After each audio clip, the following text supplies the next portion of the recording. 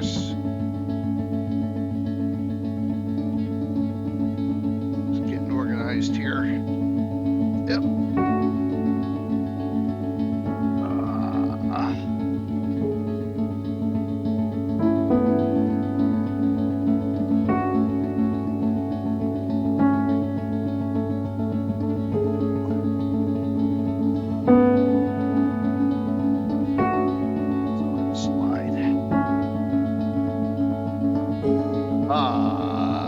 It says Rogues, Assassins, and Bards of the Flanaess.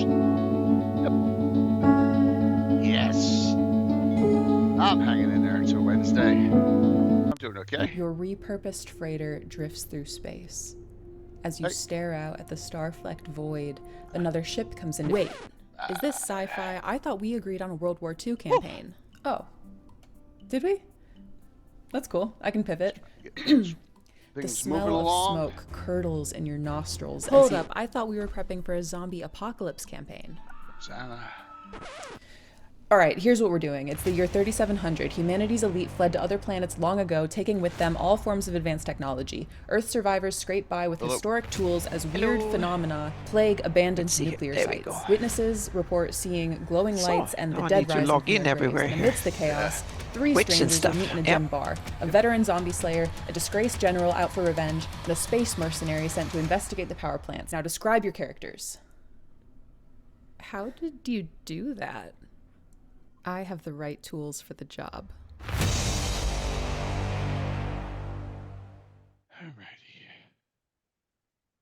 See where we are here. Got that rolling.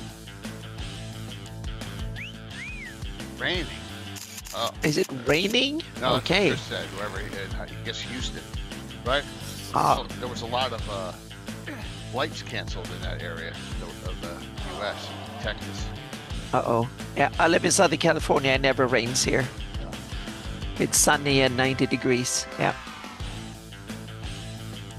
Or like 87 or something like that now, I think.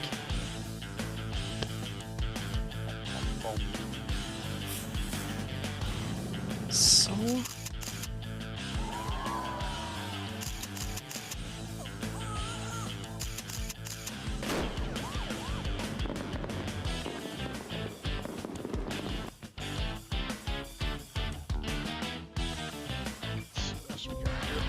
A story once spoken is ageless. The dungeon imagined without end. The curious are the ones most courageous. The tree that endures has to bend. From stillness the mad mage is stirring. From countless voices the castle takes shape. Zagig will test the enduring. Those unlucky will never escape.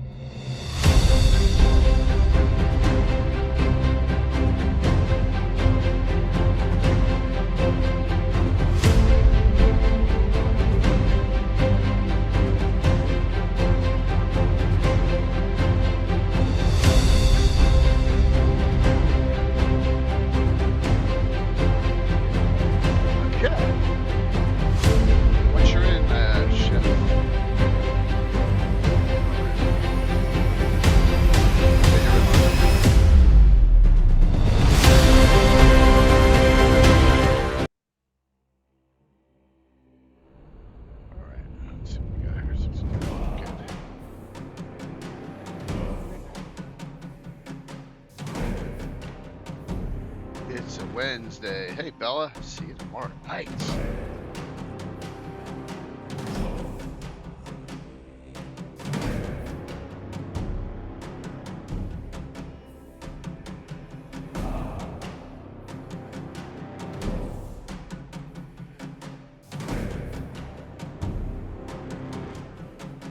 Oh, thanks, Bella. Appreciate that.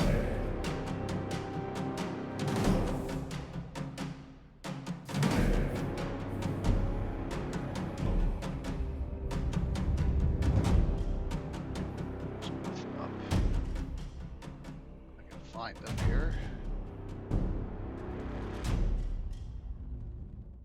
Talking to myself, sorry. Okay. I shouldn't be. Wrong one. POV, I had 30 minutes before my campaign group showed up, and I Here? was totally unprepared. Uh, I grabbed my ready set encounter Wrong box game, and comma. boom, everything I needed for an epic session. Adventure hooks, map tiles, loot tables, stat blocks, and miniatures, all ready to go. My players still think I spent hours planning our Hello. Great Dragon Tell Mike. encounter. If you're a busy dungeon master, get Did you ready get set dice yet, Mike, encounter or live no? now on Kickstarter. They shipped on Monday. It was a 3-day point, so it'll be tomorrow. POV, I had 30 minutes before my campaign group showed up, and I Okay. was totally unprepared. I grabbed my ready set encounter box and boom, What do you have in the middle of everything I nowhere needed in for an Illinois? I epic thought, session. Adventure hooks, map tiles, 3-day loot point. I was like, tables, what? stat blocks, and miniatures, all ready to go. My players still think I spent hours planning our Great Dragon encounter. If you're a busy dungeon master, get ready set encounter live now on Kickstarter.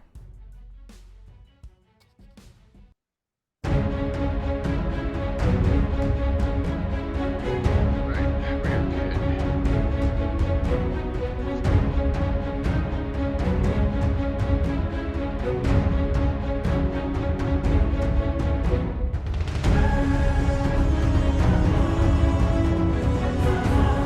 Nice and early.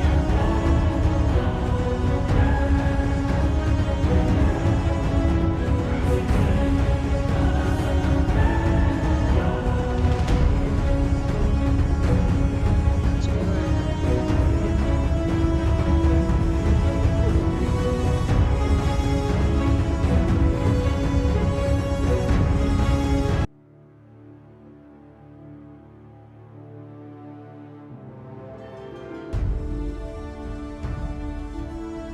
Rogues, assassins, bards. Anything that's close. Of Greyhawk. Whoa. The Flanaess. Yep.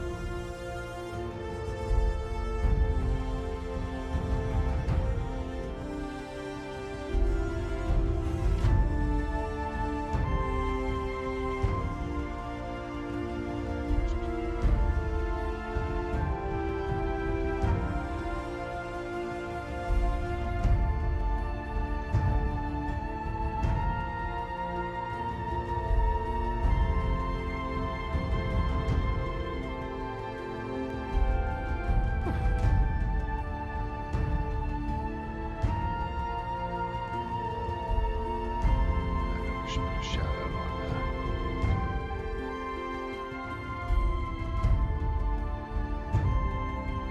Let me do that.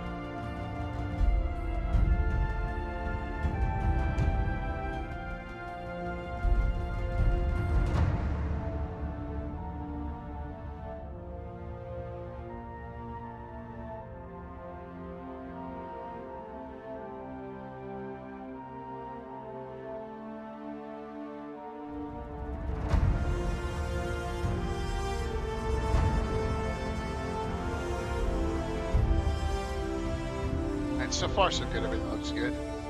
Always like, what did I forget? I look like I'm free and clear today. With that, I'll probably curse myself, but.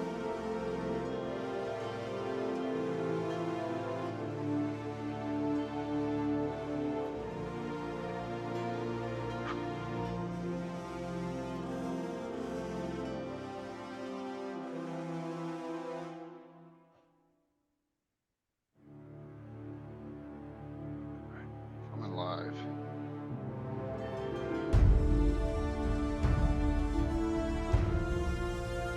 Hey, Jagger here.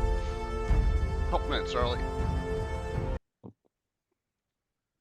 All right. Kicking off our week.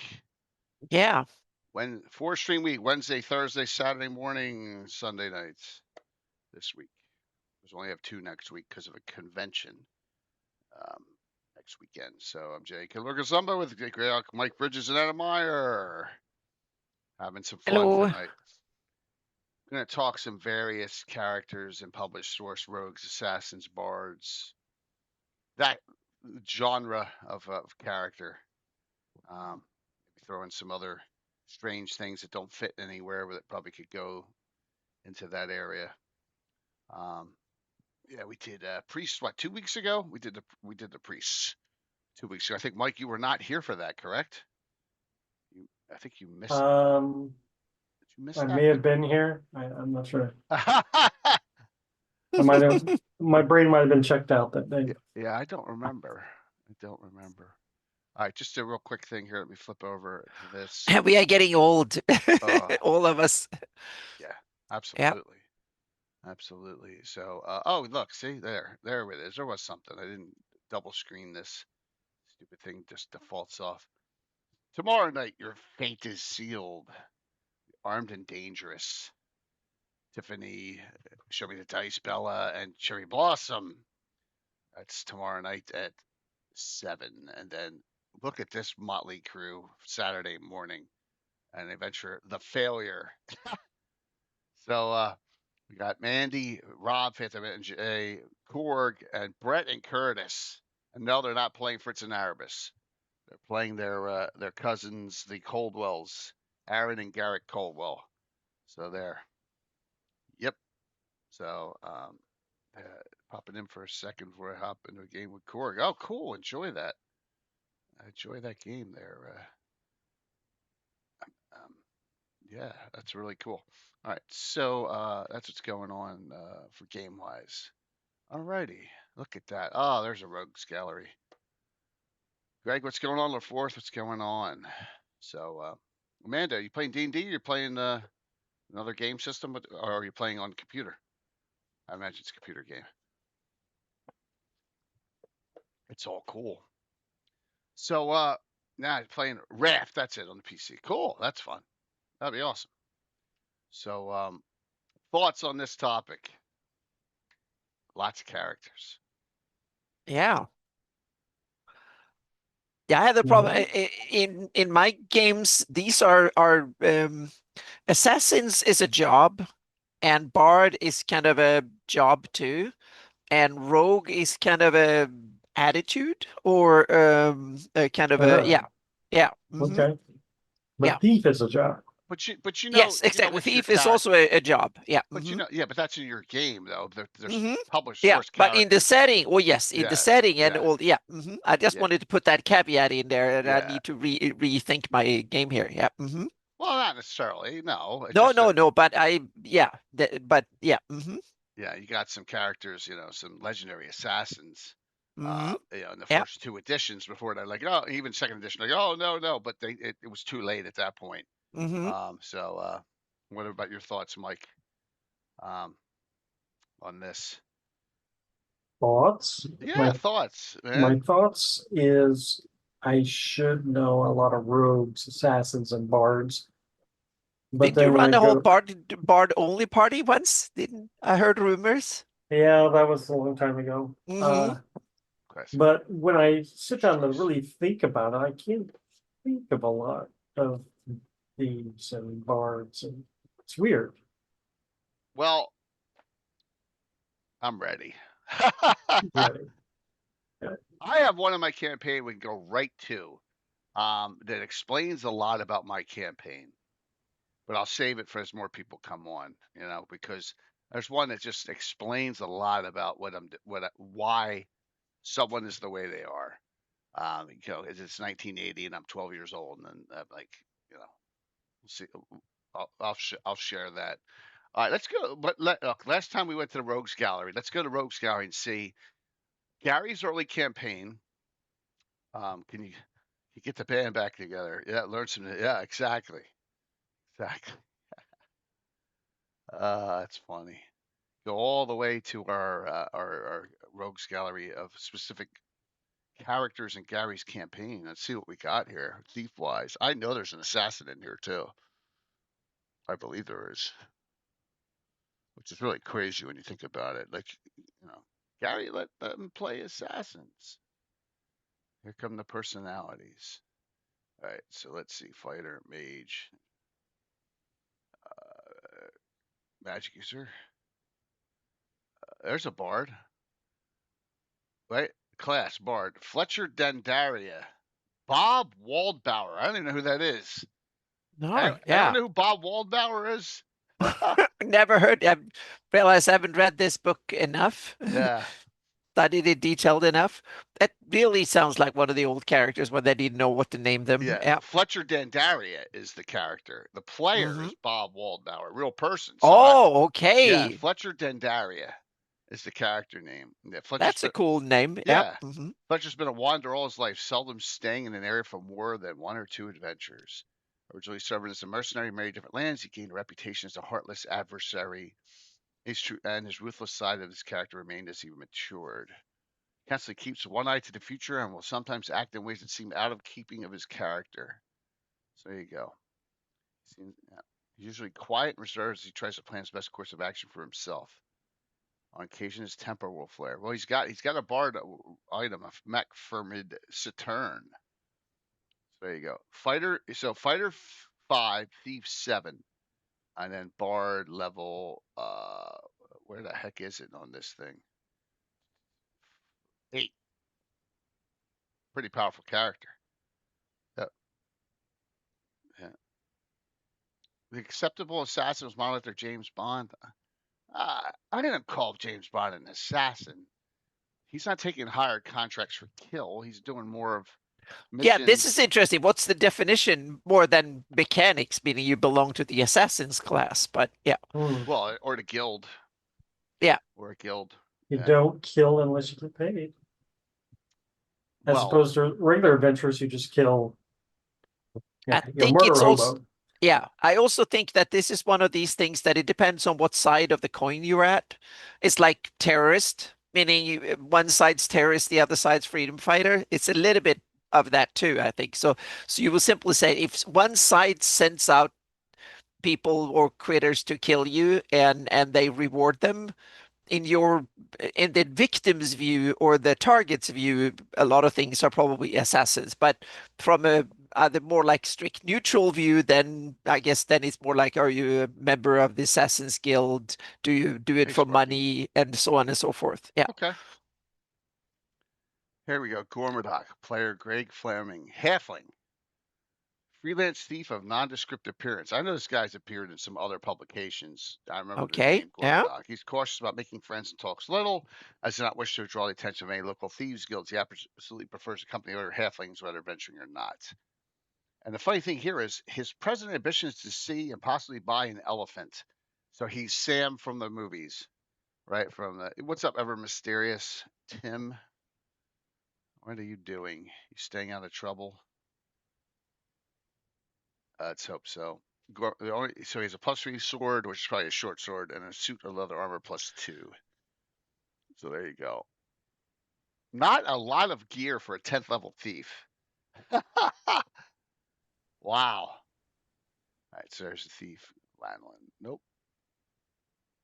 Here we go. Leserve in the Dark. Alan Hammock's character. We know who that is.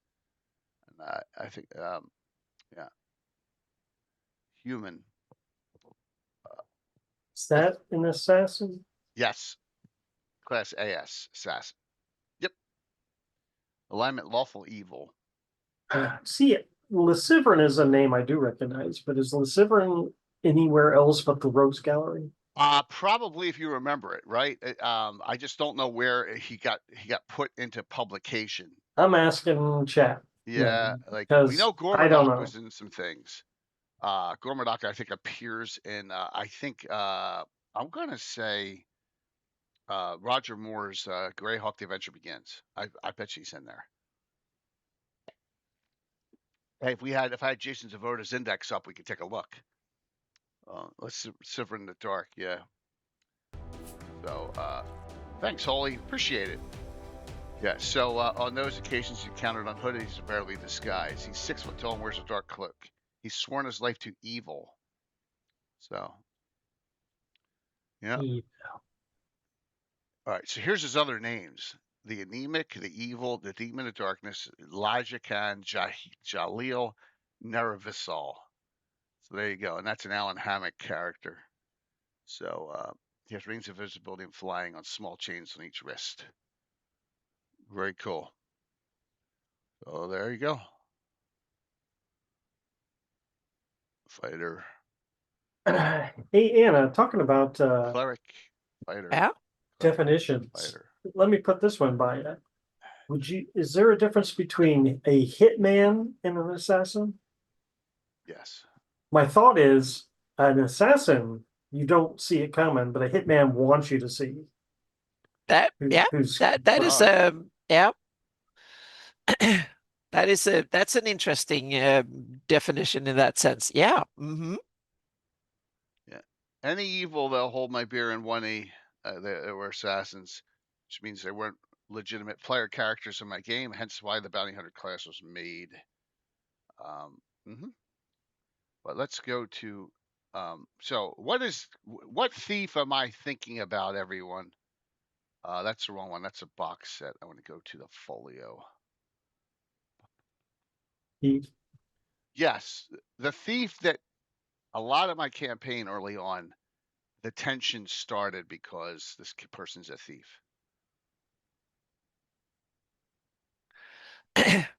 Mike, I was also thinking a hitman might be if you have a team doing something, he's the one that actually do the attack, so to speak.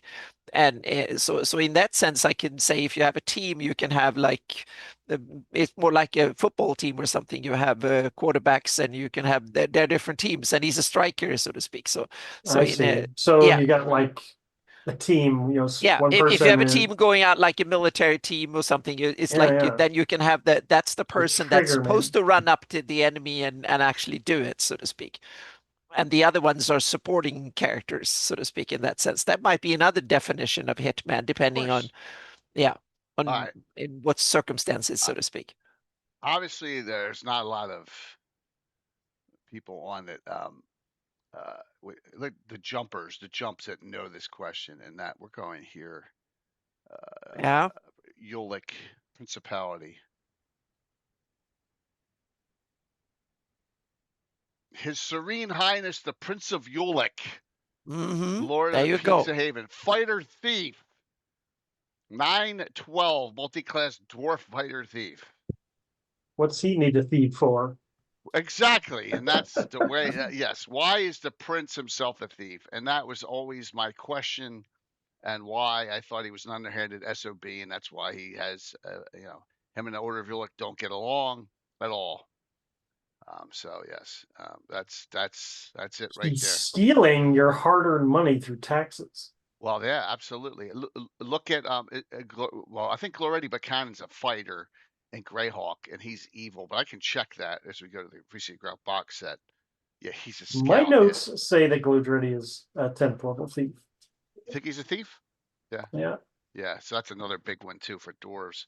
So this is where a lot of that comes with the prince, and they're going to find out tomorrow night about one of the bandit groups that the prince has letter of marked, basically giving them carte blanche to raid and cause trouble.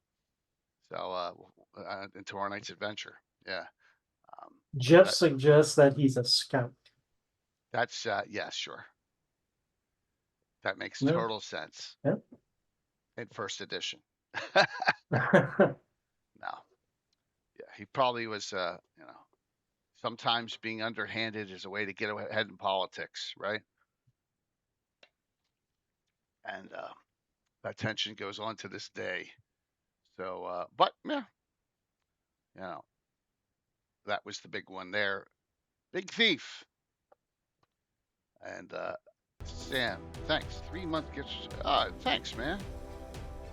Yeah, exactly. I get it, man. I know you're busting. So we're having some fun tonight. It's a Wednesday. It's a beautiful day out here, and everyone's like, Moose. New Jersey politics. Moose, don't get me started. If there's anyone who can attest to New Jersey politics, it is raise your hand if you were a elected official in the state of New Jersey for 6 years. I could tell you all you want to know about Jersey politics. What the hell were you elected to? In 1987, at 20 years old, before I could even drink, I ran for a councilman in my hometown. Mm-hmm. Huh. And so you got want to hear the story. Here's a quick story. So valedictorian high school class, all this stuff. That's a long time ago, right? And so the guy who's running for mayor. Sorry, Anna. We'll talk about the political No. parties. I love this. This is good. Yeah. At the time, it was 5 Democrats, a Democrat mayor and one Republican on council. The Republican on council, his name's Harry Stone.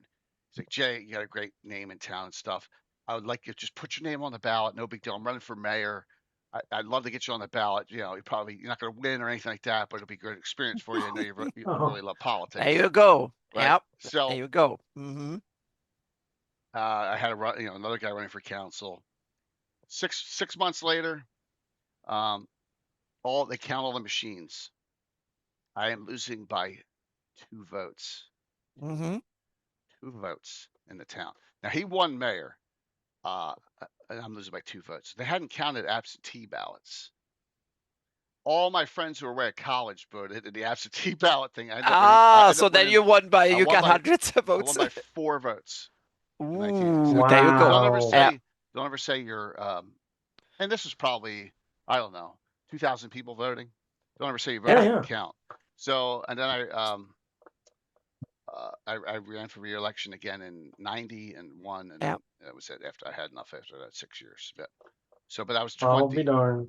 Yeah. Yeah. That's how it's easy to talk to people.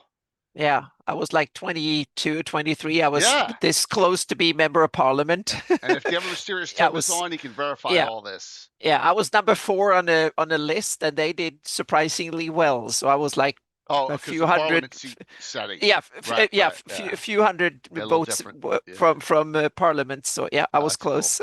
Cool. I ran for New Jersey State Assembly once. That was just to put my name on the ballot. Yeah, and they said something like, "Oh, that's it's a safe. You don't get elected to anything." And I was like, "Oh, this is getting close." Why? That's not redundant, Tim. Tim was one of my enforcers back then. So if someone gave me trouble, I'd send Tim on them. Although Tim was probably away in the military at the time. Yeah.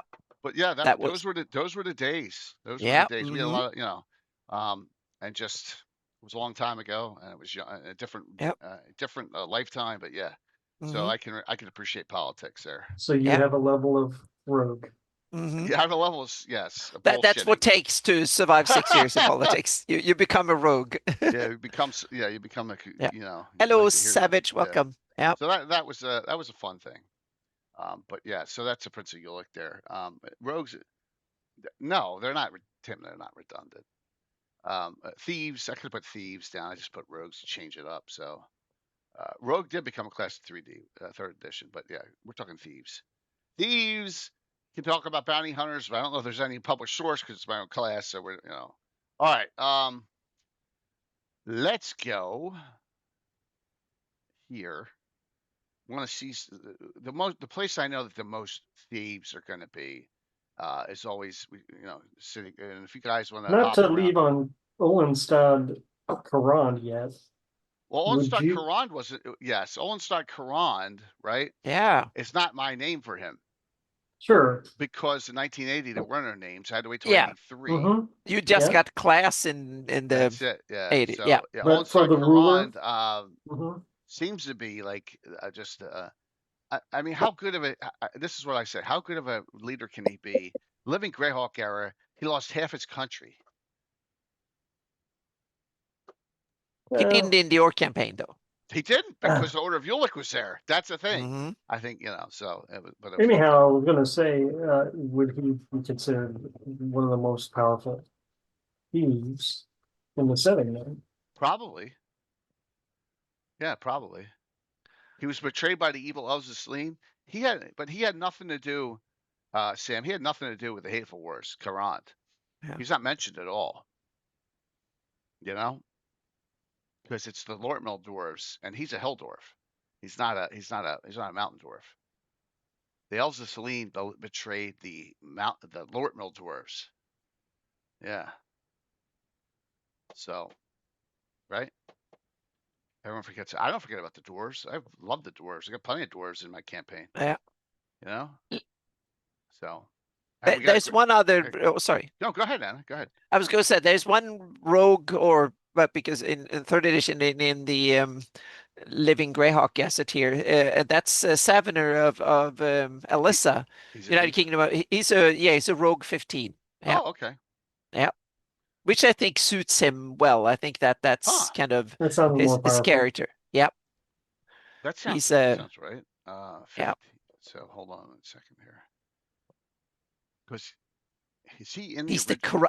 crowned head of House Darman. No, his country's not even in. Well, he's in there. Yeah. He's in this, but he's not in earlier ones. No, because his country wasn't created until then. Well, it was It's a South Province, post. right? Yeah. He's the crowned head of House Darman. That sounds very important for some reason. I think it's very important. Yeah. Where's his stuff? Is it here? Page 21. Yeah, okay. Remember House Darman, there's Yeah. House Darman I'll talk about there later. it is. Neutral evil male human rogue. Got it. Yep. Beautiful. Yep. He's I think very, very typical roguish leader too, in that sense. Yeah. Yeah. Okay. And a daft politician. Yeah. I imagine that and if we see, here's the great thing about this. It's so small. We can go like this. I can go whoop right through this and see. So Bandit Kingdoms, of course, there's going to be some thieves. Let's just see. All right, look, divers, of course. The shithole of Greyhawk. His Excellency, the Magister of Divers, Thieves 17th level. I was wondering about that one too. Does that mean the city's ran by a thieves guild just like City Greyhawk? Yeah. Yeah. Not necessarily, but yeah. Yeah, that's a good point. So, but it's possible, definitely possible. Yeah. Yeah. Yeah.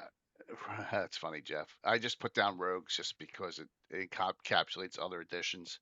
Trying to be inclusive instead of being divisive. Since Jeff. Yeah. So, I have it that the Assassin's Guild and Divers is much more diabolical than the Greyhawk is more matter of fact, business like, and the Divers Assassin's Guild is way worse than the Greyhawk one. So, do they serve any particular purpose, or in Divers, or are they just and the same thing in Greyhawk, or are they just there for monetary? No, they serve a purpose. Profits. They serve a purpose. Yeah. A lot of it is personal revenge and things. So it's not protecting the realm or anything like bigger like that. There's nothing like that. Okay. Remember, they're the ones that assassinated Michael Baton in public in Harby and cut his head off in front of everyone, and then they put his head on a pike in Divers. Yeah. But then the follow-up question, do they operate, or like in Greyhawk, do the Assassin's Guild operate with the good memory of the rulers, so to speak, or do they operate independently, like covertly under? That's a good question. Yeah. I would say Greyhawk, there's a relationship with the Thieves Guild. I don't know about in Divers. Yeah. Yeah, in Greyhawk, I haven't thought about Divers much because I haven't been adventuring that. But in Greyhawk, I mean, my take of Greyhawk, the Assassin's Guild definitely is under the protection of the oligarchy, so to speak, the city highs, so to speak. Wasn't Torn Deathstalker on the oligarchy? Exactly, and he So that's why I took it that they operate as a part of government, so to speak. They're one branch of the government, just like the Thieves Guild is another part of the government. So I have it that the thieves guilds are the alternate tax collectors. So you either pay your taxes up front without trouble, or if not, then they come and take the taxes the other way, so to speak. Elections. Yeah. Well, we're gonna so it's the alternate tax collectors. That's how I see the thieves guild. That's a primary purpose. And the Assassin's Guild is more like the hard punching arm, so to speak. If you're so troublesome that you worse than not paying your taxes. If you threaten officials or you're causing other troubles or whatever, then thanks, Mandy. They will send the Assassin's Guild out to kill you. Well, so first off, we'll get to Greyhawk. Greyhawk City, it states they are not allowed to take contracts for anyone inside the city. Any resident of the city is the Assassin's Guild will not take a contract on. Yeah, so, I would have it that the contracts above a certain level needs to be certified by the oligarchs, and below a certain level can be certified by the guild themselves. And if they go after any prominent one or someone who's a citizen in Greyhawk, that needs to be approved by the oligarch. If they go after foreigners or take a hit by someone in another country, whatever, if they feel it's insignificant enough, then they can do it on their own. But the head of the Assassin's Guild, his head is on, because if they screw that one up, they're in trouble, so to speak. The problem is that I'm not sure how much they can actually enforce it, because the Assassin's Guild is in some ways the strong arm of the government in some ways. That's the problem with all of this in real world as well as in fantasy. If you have the one that do the wet job, nasty jobs, they tend to be the powerful ones. I honestly don't think, number one, anyone is messing with Turin Deathstalker. No one. It depends. If you go around murdering people for as a job, you collect enemies. Yep. Well, I'm talking about like the oligarchs. I mean, they already. No, the oligarchs, they probably see him as their primary asset. Yeah, yeah. But it's a two-way street, because the oligarchs also have a lot of other stuff. Meaning, if he doesn't follow the oligarchs' orders, he either has to win or he has to flee.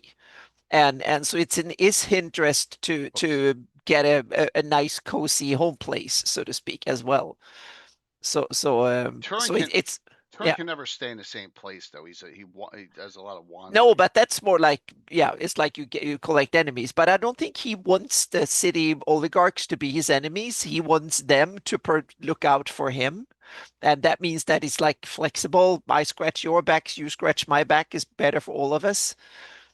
That's kind of classic protection. Once you're in the scheme together, then you tend to stay together and yeah, share survival. Yeah. So look at this. The Herzog of the North Province at this time is 15th level assassin. That's Yeah. grandfather. Mm-hmm. Who is that at this time? North Province. Is that still, what's his name up there? Well, Grinnell has been around still? for a bit. Yeah, I think so. He's been around, but there might be some other Naelex before him, and he kind of stepped in a little bit later. There are a few years in between there, so yeah, might be yeah. Just seeing if I missed any. And that's another bastard, so to speak. He's a tough guy. Yeah. So Grinnell, South Province. Yeah. It's high before Zavener is a dual class fighter thief. Okay. Whoever Herzog of the South Province was at that time was a thief. Yeah.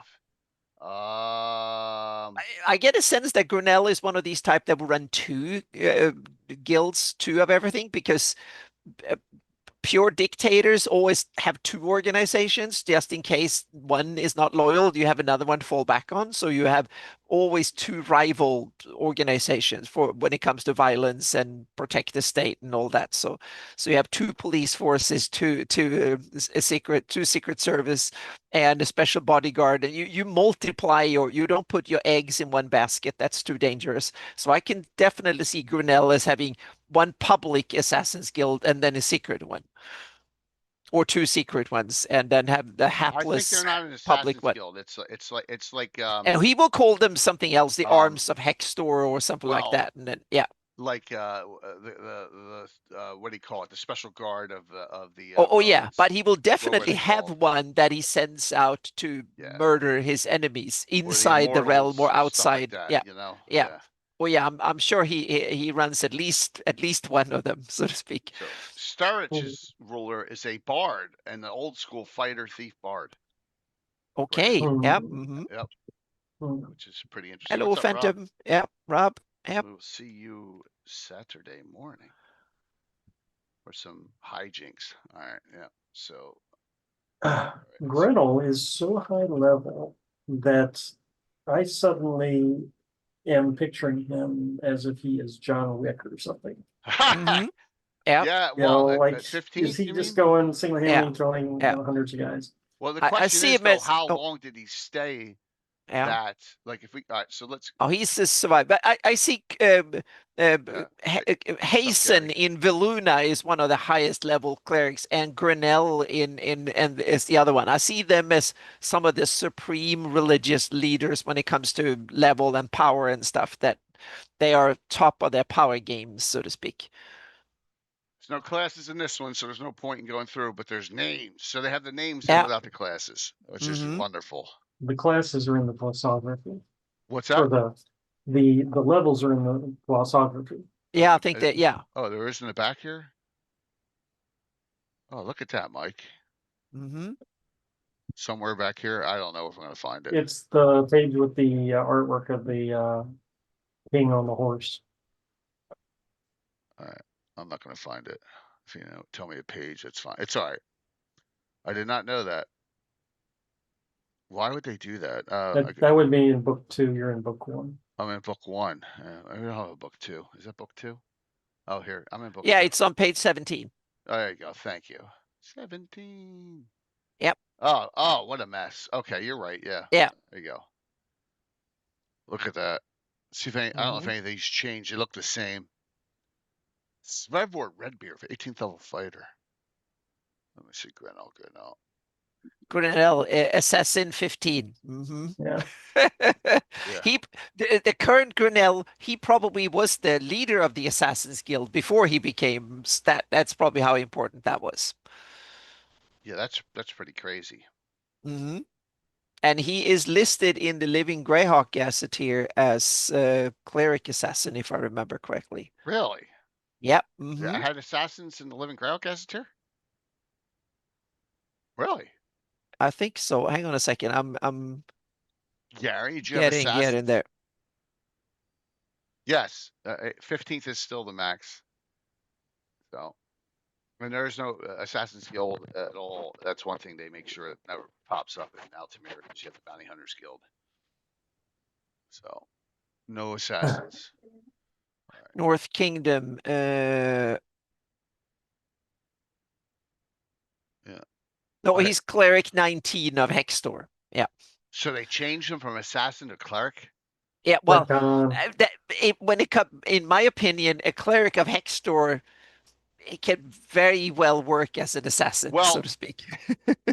If you go to Bastion of Faith, you're allowed to multi-class as a specialty priest Hextor assassin. And I would say that you could have had your whole career killing people and for a living, and then you can then become head of the Hextorian Church. I think they will see that as a good CV to have had. So maybe that's that was a compromise to get rid of the class. Exactly. That was a good CV. And if you then one of the most powerful nobles in the country, then that kind of works very well. If you're both capable and have the right family connections, you kind of bound to rule the country, and then everybody's scared of you. That's the We should grab box set has a ton of great write-ups on thieves. That's good, Gary. And back then you didn't know the third edition rules. So when you wrote it, so you had to kind of you couldn't write too much mechanics. Yeah. It's understandable. I mean, you were everyone was hands was forced. I don't blame them. I don't. No, and that's the us purists. I look at it pragmatically, so to speak. Yeah. So look, Narf Casgill is Narf Casgill, the mayor, is a 10th level thief. Yeah, I see him more as a politician than someone who actually goes out and do pickpockets and stuff. He has probably not done that in years. He's the one that he knows how to run things and a good administrator and have he's punching hard that way. He knows how to fire people and to have other people do his biddings and stuff. So I see him as a very, very he's got 18 smart wisdom. I like how smart politician. Right here, Sergeant says Narf is a talented politician, none too bright. Sometimes street smarts can take you a long time in politics. Wisdom, which is interesting. Yeah, because meaning he doesn't go around believing in things. Gary, we have a cool specialty priest to Hextor. Yes, I modified it slightly. Bastion of Faith has it written up. And you're allowed to multi-class an assassin. So I allow thief, bounty hunter, assassin. With them, we actually have one who's a half orc, who's a Hextor priest, and has a class of one of those three. Yep. Bastion of Faith has a really good write up on Hextor. Really good. So and it was Eric Boyd who wrote it. All right, so let's see here. Ambassadors, we get down to the low life. I just want to make sure military and the law. I'm looking for it already. Right. It's coming. Already big. Here we go. Taxes. Here we go. Good job, Mike. 10th level thief. Loretti Bakanen, Inspector of Taxes. Another evil dwarf. Perfect. I always think he's a worshiper of Abathor myself. Yep. Yeah. And his look, fully 3/4 of Loretti's staff of 120 are dwarves. 80 of them are dwarves. That's 2/3. 3/4 is more than that. Almost all are lawful, neutral, lawful evil alignments. That's pretty disgusting. Yeah. Crazy. Cool. Yeah, it's a cool class. I love the battle arms spell, Tim. You ready to make sure all the coffers Fairly are comic for you. Yeah, so he is definitely Oh, the GRS head is a wily, devious, and very greedy dwarf, and he is feared by most Greyhawkers. PCs may learn to fear him as well. Someone you don't want to mess with in Greyhawk. Yep. Great revenue service. This is awesome. Yeah. Mike, this is, oh, you put a stamp on there. That's superb. GRS. Yeah. Yeah. It's awesome. Nailed it on the door. Mm-hmm. That's 2025. Yeah, that's awesome, man. Because that's what they call it in there, the GRS. That's what it's called. That's what it's GRS. actually Yeah. called in the book. Mm-hmm. Yeah. Yeah. That's about a hideout, doesn't it? Let's pay the tax. Only two things are notable: Farriston and the GRS. Yep. That's funny. I backstabbed a half-orc assassin who was attempting to assassinate Clerk of Hexter, Gary. Well, so are you saying it was Norker? The Norker person or the Norker a Norker? You got me confused there. So yes, you guys, yeah. All right. So the Guild of Night Watchmen, this is a cool thing. Right here, they have a specialty. I don't know if it's a class, but a title. So if you know anything about the Night Watchmen, it's like a special personal guards. You can hire them out. The rich people hire them out. They also are contracted with the Lamplighters. Ewan, okay, got it. And they go around and they protect them, but they protect a lot of businesses. And they have what's called Dark Men, the Dark Man. So, and the Dark Man, can be usually they're different. See in the dark. Yes. Also that they can, so half elves, gnomes. So normally they do have a thieving class. So, as my buddy Walt has this behind Garvin, who's the head of the Night Watch, the second in command. He's a cleric bounty hunter. So he would fit into that. And yes, his name is Alphonse D'Amato. Yep, if you know New York politics. Oh, wow. Sounds cool. Yep. Yeah. But the Dark Men are always demi-humans, most commonly gnomes of infrasion for when the Night Watchmen require extra eyes. So, yep, usually some kind of thief class there. Yeah. Yes. The New York State guy. Yes, that's who we named him after. Yep. All right. Let's get to the low life here. Now you're going to see a lot of.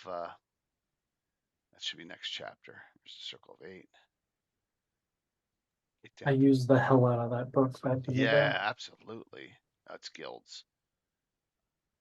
Guilds. I don't know if any of the guilds that are going to be shown here are. There's Selzik. He's not. He's a fighter. Star Tradesman. Low life. Here we go. All right, we're gonna get lots of named thieves and assassins here, which is great. So, hey Cadillac Jack, what's going on? Yep, Grenell might be a Ra's al Ghul figure for Greyhawk. That's interesting. That's interesting. Org Genshin, the current head of the Thieves Guild, 14th. I know Sam tried to explain. Try to figure out what happened to Arental, right? From the Dugord novels. Because he was Yeah. like the guild master 5 years before, like a few years just before this book is But which one was it? one got murdered by Greyhawk. Or said Gord killed him in the end of the No, first. no. That was the beggar master. Aaron Oh Tull yes, was the head that's of the true. That Thieves was the Guild. beggar master. Yes, Yeah, that was yes, the head you're of the Thieves right. Guild. Yep. Yeah, He dropped the. Yep, that's yeah. very true. Yep. Cross. That's why we do this. We do this to give you a full, full gamut. Every show is a little different about Greyhawk, and just they're all on YouTube. Go back and take a look, and you know, learn, because Greyhawk, the community grows and grows and grows. Yep. So that's work mentioned. Look at that. Where's Elven Chain, which is a allowable thief armor. At least it was. All right. So now these go through there's sections of Greyhawk City. Oh, thank you. Yeah. Cool, man. Forgotten Realms is near and dear to us. Ed Greenwood's a regular on the channel. Ed Greenwood plays in my Greyhawk game. Ed Greenwood will be on his next date. He is free, I believe, is June 28th. He'll be on for Gavin. Oh, there you go. Yeah, old red box players box set. Yeah, that's the Menser basic. That's Beckme, right, Mike? That's Beckme. No, that's Mulvey. That's Moldave. Yep. That's Mulvey. Yeah. The classic red box is the. Yeah. And I showed Holmes. I have Holmes downstairs. But all classics, all really cool, and I appreciate the sub. I call that red box. It's more of a pink box, though. Yeah, Ed's a legend. No, it's a great box. To think that there was 3 different variations of basic is crazy. They did Yeah. it 3 times, Yep. And we had Menser on, and he went hog wild crazy with it, which is great. All right, so there is if you go through the story here, there is brewing a takeover of the Greyhawk Guild, which I know Mike played it out. We played it out over a lot of time, and Thomas Rotek was one of the masterminds of it. A couple of the quarters. It's a I think great the name river. for a thief. What's that? So that's a great name for a thief. Yeah, Ratek. Rotek. Yeah. Yes. Pavel. See, look, they're roughly in that 10th, 11th range. So Sharon of Kurel, here's another. She's a thief. I think she's a multi or dual class. She's a priest of Kurel, though.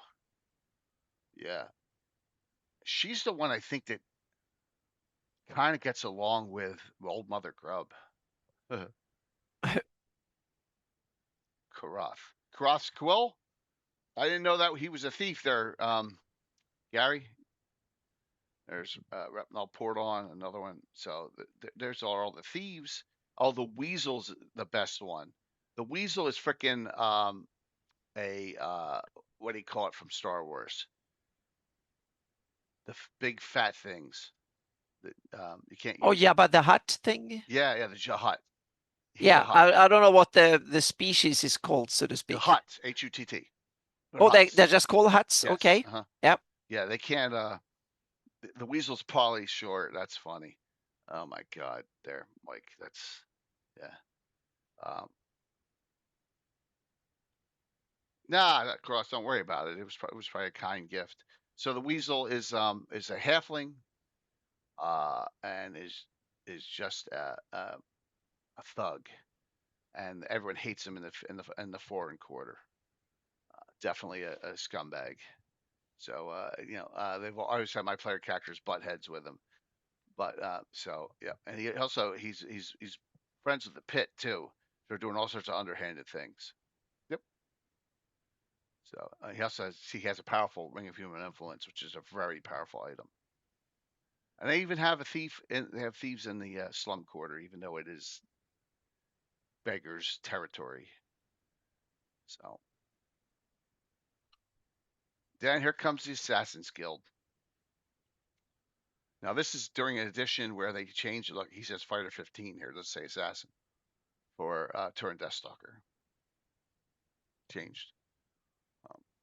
Yep. But I would not mess with this guy. He's an ex-shield lander. Family was slaughtered by humanoids. He's like got semi-maimed by them.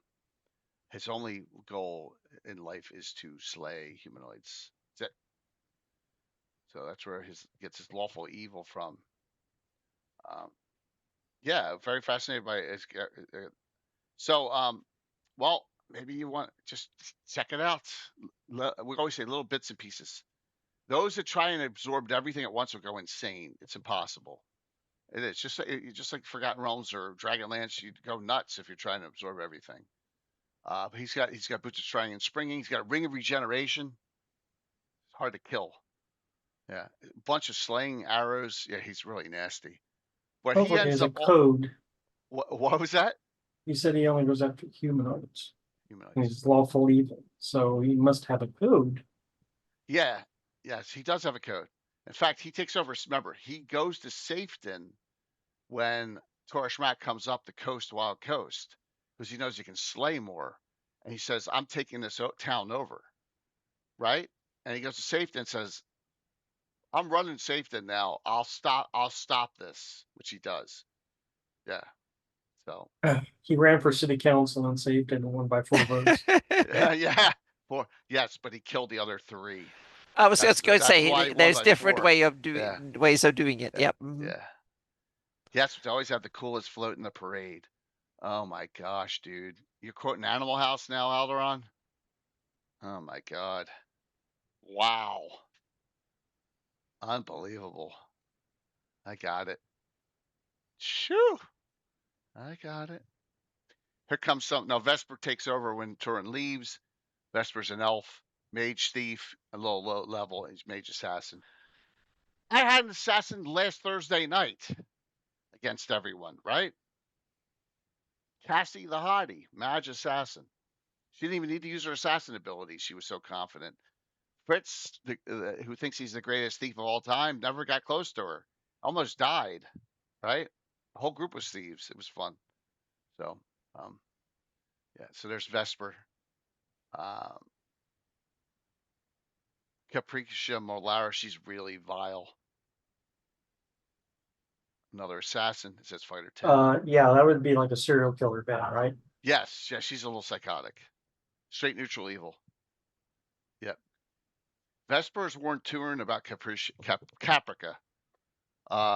To no avail. Anyone who hates humanoids as much as Caprica does. I wonder if they were Battlestar Galactica fans when they're writing this.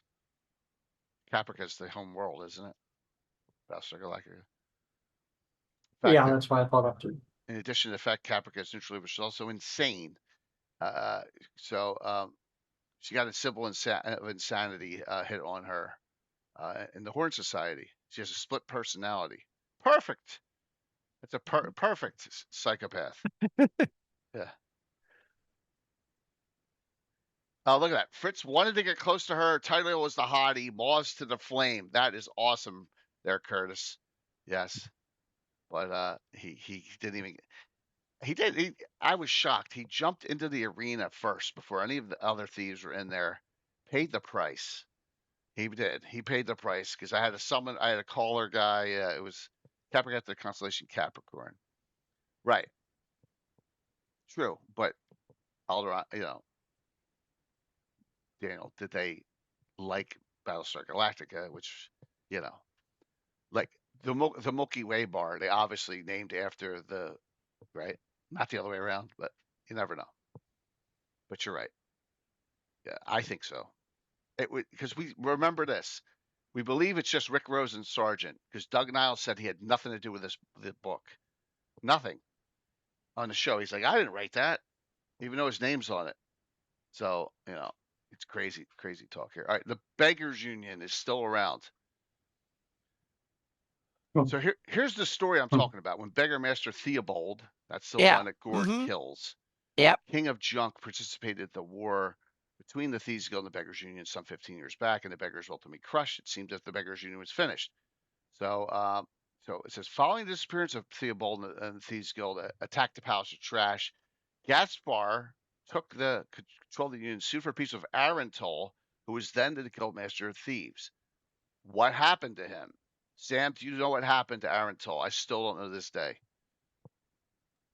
He retired.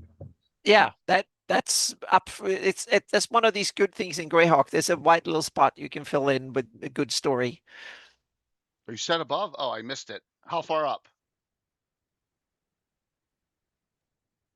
So Anna, is beggar an occupation or an attitude? Oh, that's a good one. That's probably more of an occupation than Thank you. That makes sense. but on the other hand, it can be an attitude, but Thanks, Sam. but I Makes think it's sense. more an occupation in that sense. It's Yeah. mentioned in this book though. So Sergeant, this got through the um, checkers, right? It's mentioned in the book. So yeah. All right, so here come the beggars union members, thieves. So you got the best. So it says fighter 10. Okay. Thief 10, Harkon Deardra, the beggar master Gaspar, bald and overweight. Great. And Simeon Hellwater, treasure, fighter thief. And the spy master is a fighter, like I said, all over the place with the beggars. Follow-up question is, did Gary do anything else with him? I don't think so. Otherwise, why the fuss over a name like Ironton? I don't know. That's just it. It just seemed weird that Carl Sargent mentions him one time, and then It's we heard almost like nothing. he slipped it in there. Yeah. I think that it got by the screeners. I really do. Oh, you mean they wanted to get, but no, but he's in the Gord books, so it was one But of these Sam things. says he probably didn't want to use them because he was in the Gore books. Oh, And okay. and Yeah. Gord himself is not in the City Guard box set. That's right, true. right, Yeah, right, that's right. true. That's so Yeah. sad that just the Thanks, Sparky. animosity Thank versus you. towards Gary Yeah, at that that one time word. was kind of You're right, hampered Sam. the It whole probably thing. slipped Yeah. through. The Rennie are also tend to be a lot of thieves in a with the Rennie too, right? Yeah. Mhm. Let's go. Let's see. Oh, that's terrible. I think all groups, the groups that are socially stigmatized, meaning they're frowned upon and stuff, that spawns that behavior because you need to get by somehow, so to speak. And hostility is usually met with other hostilities. So yeah. Yeah.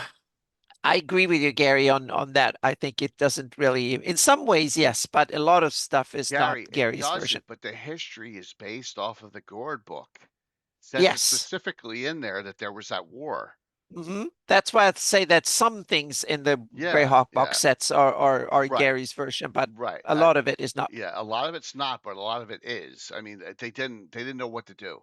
They just like, oh, we're writing this up. We just don't know Yeah. if. I think especially the physical layout of the city is the biggest Oh, difference. absolutely. I agree on that 100%.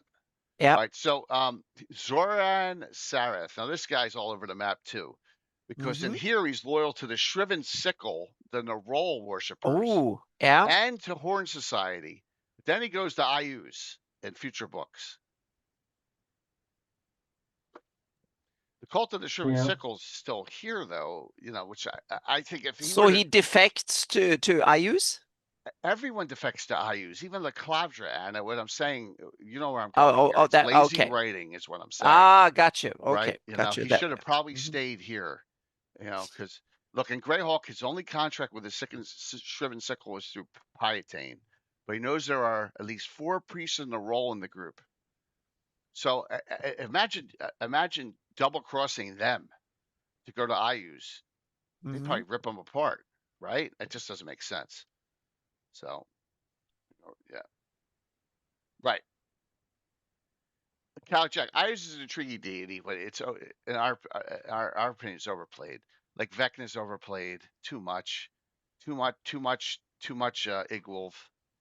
Well, the good thing is Vecna is too much Vecna outside of Greyhawk, which means that Right, it we doesn't can leave bother it me. alone in But ours. that doesn't bother me one bit, so to speak. And True. The but less you know about Ayus, the better. That's what I've found. Yeah, like I use the the land, the empire, is much more imposing. But then once you start poking into Ayus himself and his background, then you're when like, you read the Gord books, it becomes this pathetic, petulant best teenager. left unspoken. but in some ways I like that because that makes sense in a lot of ways. So yeah.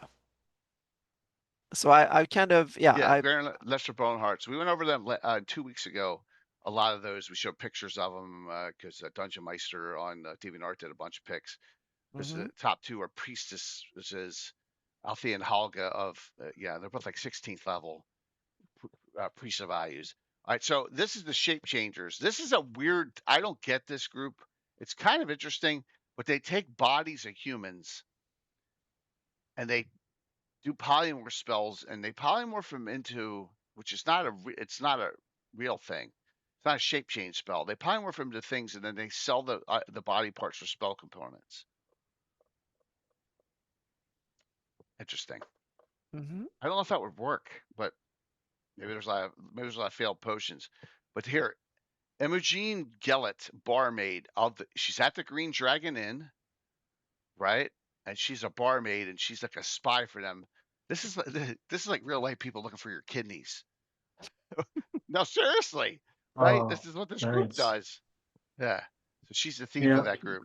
Kleiner Black Shadow's the leader, an elf. I forgot about those guys. Yeah. They met a bad end in one of my campaigns. Oh yeah, they took them out. Yeah. Scammer Guild, exactly, Pat. You're right. Scammer group. Yep. Yeah. How the shape changers work. All right. Let's keep on going here. Down in the sewers. There's a lot of underground spot. The Assassin's Guild actually is located in the sewers. Master of Monsters. Nope. Okay. I'm looking. I think you have to appreciate that Turin, the head of the Assassin's Guild, his public business is a servant agency. Yes. Yeah. Absolutely. He's got a legitimate I've always business. appreciated that. Yeah. Absolutely. All right. Here's another one. So the players are like, "Hey, we want to hire a stable boy or a maid or something. Go to Turin's, they'll be trustworthy." Yeah. So this guy here, and this is a guy who rarely gets used. Grotnik or Teknis, fighter thief, half orc. Half orc fighter thief mercenary from the Wild Coast, recruited by Jameer during a rare jaunt to the river quarter. The skulking half orc was beating the brains out of a few hapless sailors at the river at. Jameer used a charm person spell to quiet the half orc down. He's 6'10". Yeah. So he's like their guard down there now. But he's a fighter thief. Half orc. Pretty nasty. All right, let's go to the end of this. Go to the 3-stage, go to some of the characters that are in here mentioned. Okay. All right. Some thieves in the back here. Yeah, half orc working on this one. I have one quarter orc, Gary. See him Saturday morning. The worst bard ever, Maram. He qualifies as a human, so he can dual class. Thank you, Patrick, for doing that for Pat. All right. This is Krista, Little Miss Streetwise, is one of Carlos Lysing's favorite characters of all time written. True. He loves this character. So at this time, she's 12 years old, skinny. She does have boots of speed. So she's like the eyes and ears out there for information. She's leveled up a little bit and from the ashes, a lot more than I think she's first level here. 4 hit points. Oh my God. Don't fall over. Yeah. Quickly. Yeah. 24-inch movement. So she's a contact for the PCs. Carlos has really detailed her up beyond this. So half orcs can't be bards. All right, Dale. If you're 25% orc, what are you? You're not half orc. Quarter orc, yeah. Quarter orc. So in my game, you can qualify if you want to go. It's like Elrond. Do you want to go your elven way or your human way? Like his brother Elros, who goes, "I'm human," and he lives 500 years, and Elrond lives 6,000 years, right? You're 25% orc. You're either going to become That's family issues or human way. Okay. Yeah. He went the human way.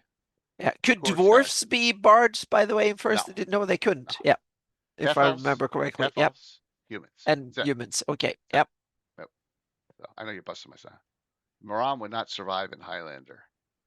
Maram died last adventure. Do you remember what he did? He went up and took out the guy, and he jumped off the what I have up there, the Soul Lich or whatever. And he jumped off and he killed himself. He died. Joe Cocker can be. If Joe Cocker can be a singer, did you ever see Joe Cocker sing, Gary, at Woodstock? What happens? Trivia question: what happens at Woodstock after Joe Cocker sings? Come on, you guys don't know your history, your music No, history? no. They Terrible at have one of music the history. biggest thunderstorms ever, and then there's mud everywhere.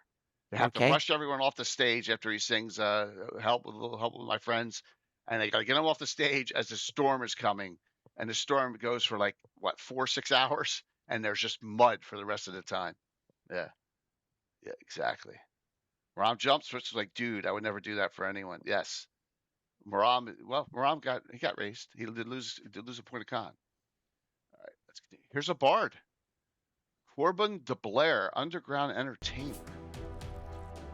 Hey, Bill, thanks. 69 months. Yeah. I have never used this character. Anyone use him? No. Nope. 6 foot tall. He looks like he's human. Born in Although- Schwarzenbrunnen. How could you not use him, Mike? Yeah, that one slipped by Highlander. me somehow. Somehow he slipped by. Yeah. He's in Greyhawk. Interesting to see Greyhawk in this book you're reading. There is an entire Bard school. Yes. Yes. Good points. And let's see, Bill's on. What was the advantage of, in my game, attending the Bard school? So say you're in Greyhawk and you're going up as a fighter, and then you got to go up as a thief, and then you become a Bard. At some point, you go to Bard school. What benefit did you get if you graduated? Can anyone tell me? This is something I think you talked about I did some once couple of years. Yeah, exactly. Yes, And now I Bill. forgot what you said. If Yeah. your stats were correct, you would get 10% bonus to experience points. Oh, there you Just go. like a fighter or something in first edition. Yes. Good job, Bill. Yes, a badge. Yeah. I love the idea of the Bard School, Mike. I thought it was a great idea. I Yeah. love all the colleges in Greyhawk. They did a wonderful thing with the colleges in Greyhawk. Yeah, that's cool because that adds deep flavor and you can 100%. make cool stuff with it. So yeah, I totally agree. I love this. Corbin has a strong dislike of the Greyhawk Guild of Performing Artistes, whom he regards as a bunch of Okay. pompous fools who pontificate over the performing arts. Love it.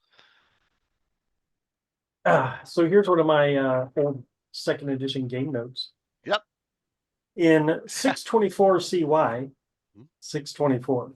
That's the year before when I'm not where I am now. Yeah. Well, in Wow. 624 CY, the Bard School Poet Heroes win the Greyhawk Rugby League Oh, for their first and only time Nice.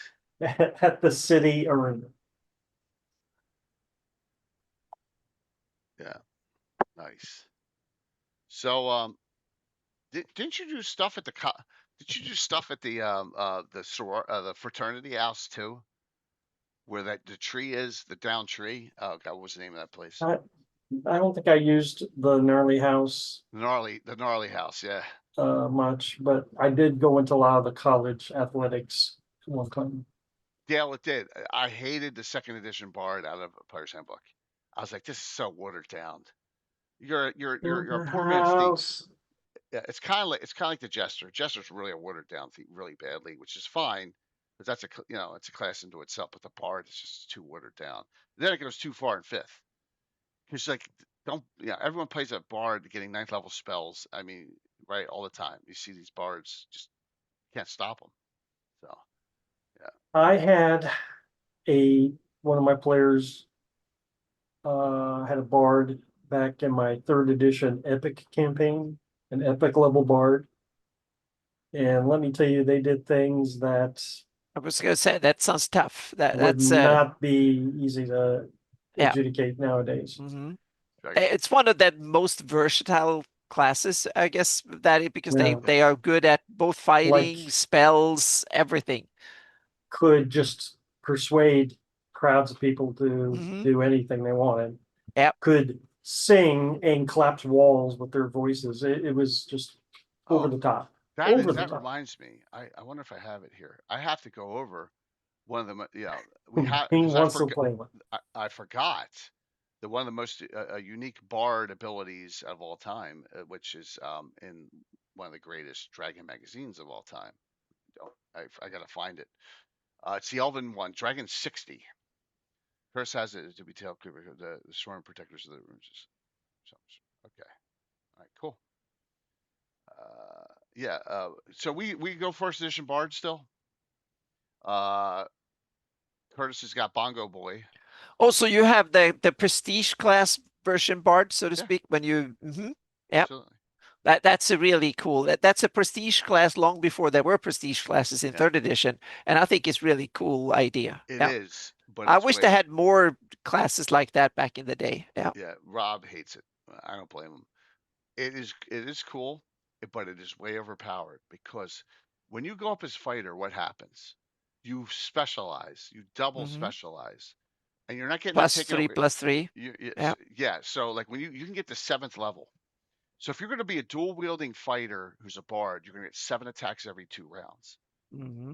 right? And that's a lot. And then you go up all the 8th level thief, and then you go up to bard, and you start getting hit points right at Mm-hmm. first again, not surpassing, Yeah. which I've changed from future points surpassing.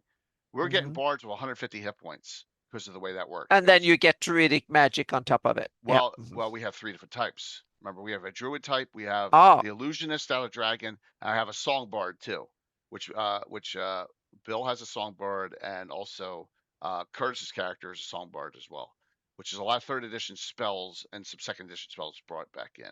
So, yep, yep, it's pretty neat. Bongo Boy is a fun character to play. Yep, the Ironman's Last Jest. I'll find it in a second. All right, so let's go through this and finish this up.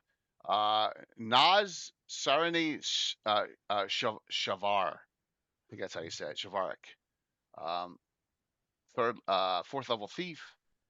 Half elven spy for the Scarlet Brotherhood. Oh, great. I should have read first before I decided to share it. Wow. You just outed him.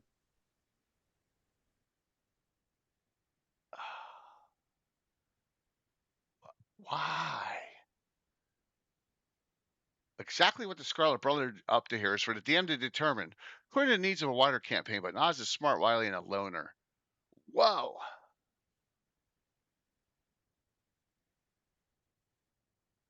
Uh, where are they mentioned? The Bardic colleges of Greyhawk are mentioned in Greyhawk City there, Gary, right? The Bard School. More thieves. Stevak Dorbreden, 11th level. He lives 2 lives. By day, he's a well-to-do and respected merchant with a fine house in High Court. By night, he becomes the Phantom. Oh, he's Batman. A renegade thief who specializes in cat burglary. Stevak is a major source of irritation to the Thieves Guild. He's proved altogether too skillful, too daring, and too careful in his activities. So he stole the Violet Oracle of Greyhawk from right under the very nose of the Lord Mayor himself. Wow. Who was that again? Stivak Pavel? Dorbreden. Stivak. Yeah. Hmm. Boy, he's got some nuts on him, huh? Wow, that takes some. Yeah, that takes some of these, but not blue. Speaking of the 1E bard that they're talking about in chat, I think one of the things that Gygax kind of stuck it to players to flaunt that class was the fact that Heward and Q-Tom Mhm. from the box set are both bards That's or true. have bard Yeah. classes. Yeah. Heward's like 20th level bard, Yeah. among other classes, of course. And so it's like, just dangling the thing in front of you, like, oh, if you want to be cool, you need to go bard. How about Merlin? Does Merlin have bard or is it illusionist? No, he's all like paladin and Paladin. stuff. Okay.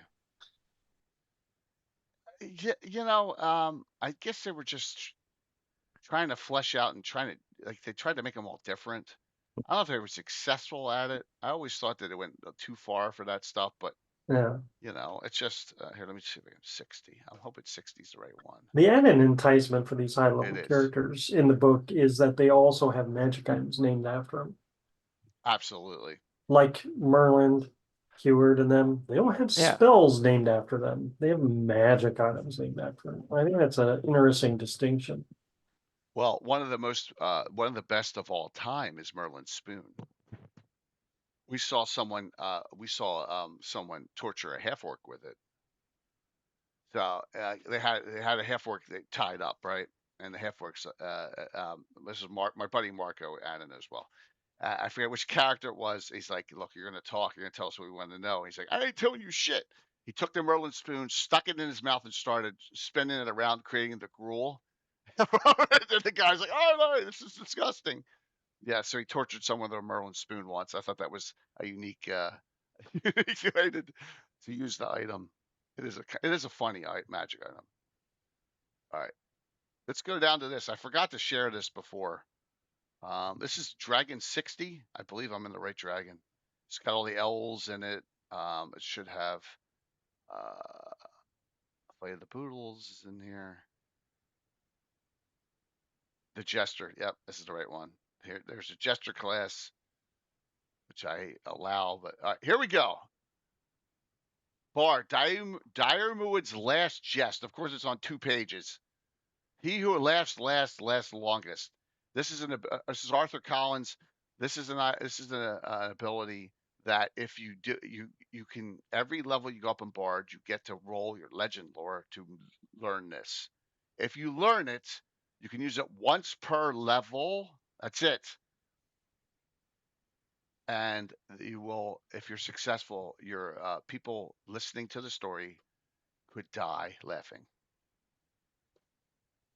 So this is perhaps the most powerful of all bardic special abilities. It's a 5-round. You got to tell it for 5 rounds. You got to tell it in their native language, but it is a cool ability. We had it used once in our campaign. Yeah, once where we had a mass casualty effect on it. It was some years ago. I've thrown it out there here and there. I may do it to a group of player characters in an upcoming adventure. So, yep.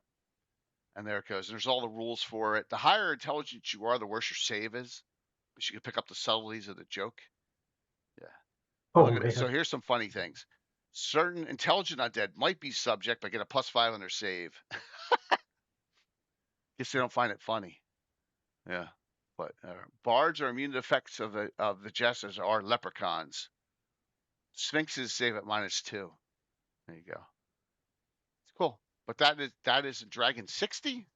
It's an ability that I was like, I fell in love with. I was like, wow, we got an ability outside of the game that no one else has ever used. We're putting it in for our bards. So, yep. Yep.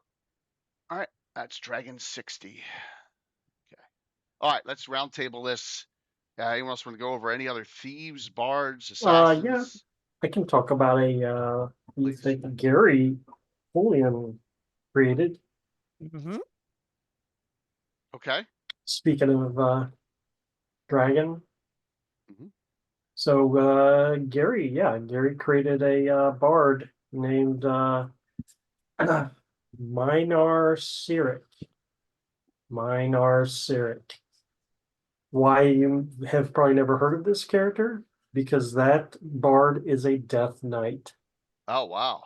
A death knight, yes. And so if you go, you don't need to, Jay, but it's Dragon 291, See if I the had Death Knight Oracle, and he's just mentioned. There's he details all these death knights, and then there's like 4 at the end of the Oracle that's just briefly mentioned. What page you So on? Do you know? I don't know the page. Like 80 something, 89 maybe, 98. Anyhow, this Death Knight is from House Darman, Anna. We mentioned Darman Nice. earlier. And that's about all we know. He's a Death Knight, he's a bard, and he kind of doesn't he's a loner. He doesn't associate with the other Death Knights. But I always found I spotted that today. I'm like, man, I'm interested to know what Gary was thinking when he came up with that little blurb of a character.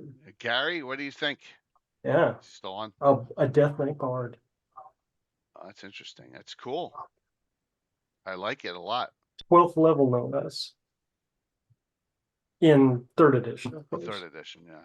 Yeah. So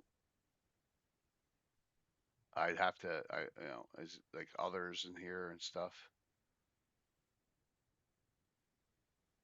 I don't know if Gary does have a story. Nice. So okay, so there's the back. to All right, be good. continued. To be All right. continued. That's cool. Somewhere in this article. It's like at the end of the article. So Right. when More Death Knights. Sir Malix, Sir, right, he's a rogue. Look at this one. Sir Merrill of Nalix, fighter rogue. Wizard, fighter. Here it is. No, it's Paladin Blackguard. Remains. There it is. Sir Minar Cyric of Darman. Mm-hmm. Bard 12, fighter 3. Cool. Cool. Yep. Gary, I'll give you credit. I don't see any one of these with 6 classes. Just kidding. 3rd edition. Nice. Awesome. Very cool. I'm glad Gary actually has some future development for this character, and it's not the Yeah. usual. Oh, I don't remember writing that. Yeah. That we get so much of. That's awesome. Yep. Yeah. That's good. I'm just looking We have here. one bard we haven't mentioned that is kind of Geller. got a lot of right. Exactly. Yeah. The General Lord Nelbin Geller from the Gord books. Yep. Yep. Yep. I wish I had. I don't have the. I wish I could just go to that and show. I mean, they're not What level PDF. is it? Geller, I don't know.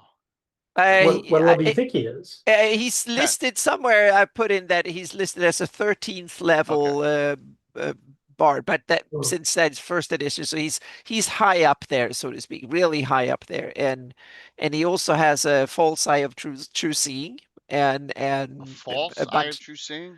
Mm-hmm. So Yeah, he because sees. he has a patch over one of his eyes, and then later on in the books, Gord runs into him, and he has both eyes, and Gord is like, "What?" And then he's yeah, so he has a patch over Oh. the artifact of so he has a false eye of true seeing. Yep. Mm-hmm. Oh, that's And interesting. he can. Yep. So So the eye of and true seeing he's he uses all the time, but it looks like he actually has both eyes. It's an illusion.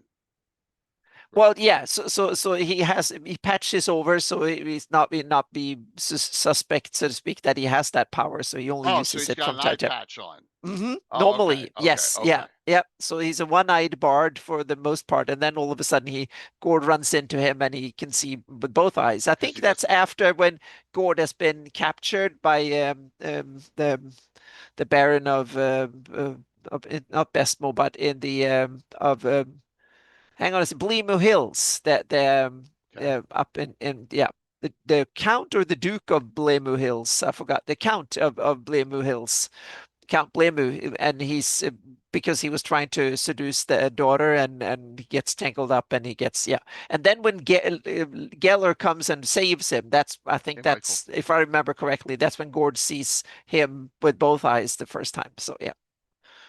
So all that time he didn't realize he was missing an eye. He just Mm-hmm. yeah, okay. Yep. Yep. All right. Interesting. So Interesting that is concept. one, and he's also part of the Geller family that runs Ernst. So he's a noble from Ernst. So he's like a high up politician, and Belisica is related to him that later runs Ernst, so to speak. So he is a very powerful, good family, and all of that, so to speak. So yeah. On another note, everyone, I family. just got my GaryCon comp code, GM comp code. So check your email if you are due a comp code for DMing for some, doing so much. Just literally got it for badges and stuff like that. All right. Just wanted to let everyone know. Imagine they sent them all out at the same time. Michael, I never got your email. I didn't get an email from you. Just so you're aware. Don't see it. All right. So yeah, Geller's cool. Gord himself.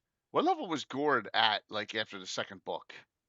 He's up in the teens, I think, at least. Right. Yeah, he's up there somewhere. What level is he by the end of the novel? Oh, he's like 20th level, but Yeah. it's listed. There's like an epilogue in each book where they talk about it from game terms. But I think it's only in the first and the second book because I skipped those when after he was ousted from TSR, he didn't want to talk about the rules, I guess. So I don't think they're in the later books. They're only in the first two, Okay. where you actually talk about Gord and the others from a gaming perspective, from a rules perspective. So he's a dual class or multi-class so and so and stuff like that. So yep. So it's Interesting. in the early books. Yep. Okay. Nice. All right. So Gord is, is a mainstay, one that, Yep. doesn't appear a lot beyond the Gord novels, right? You're not going to see him in any of the other books. Like, all right. So what about? I'm going to go there. What about all these IU's thief guys, like IU's spies? Are any of them thieves? Obni's not a thief. He's a fighter, right? Yeah. Keek. Is he a mage Hmm. thief or just a thief?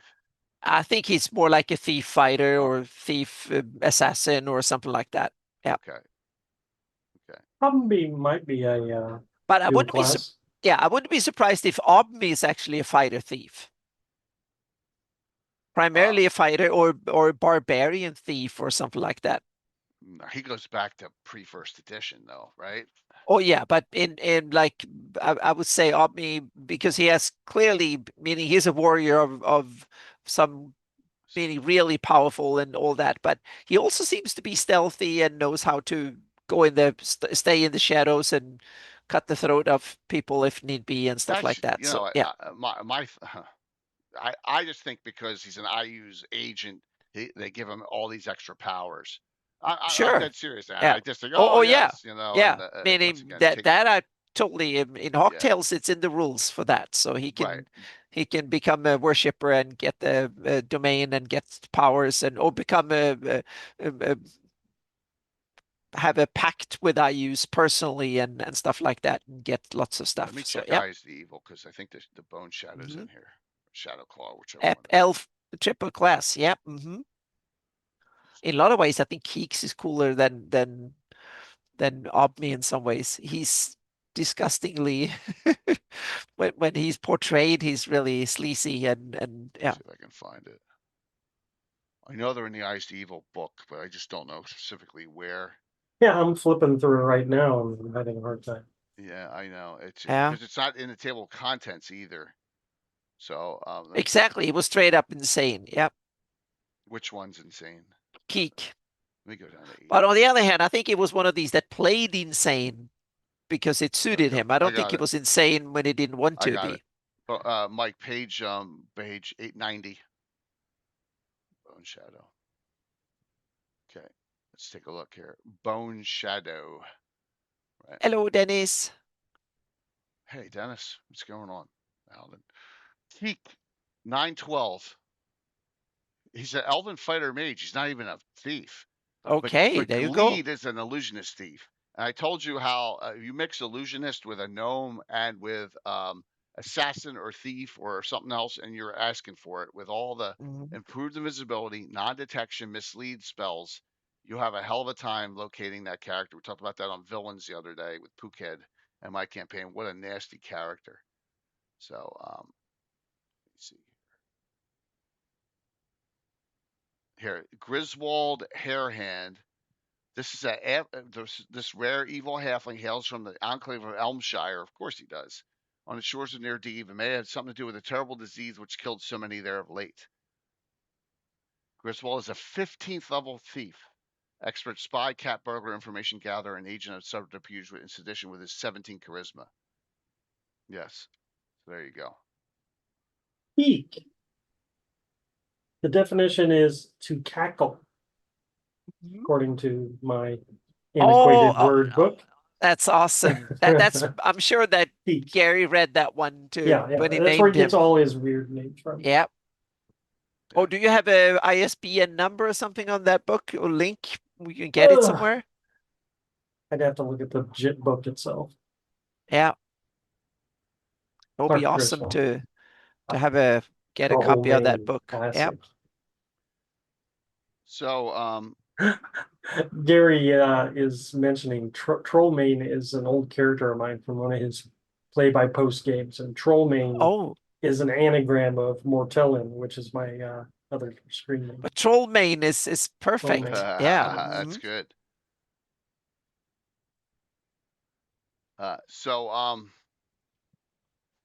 Let's go to another book here where we're gonna find well, we should, unless they took them out. I don't know what they did here. What did they do in the Scarlet Brotherhood with all the assassins?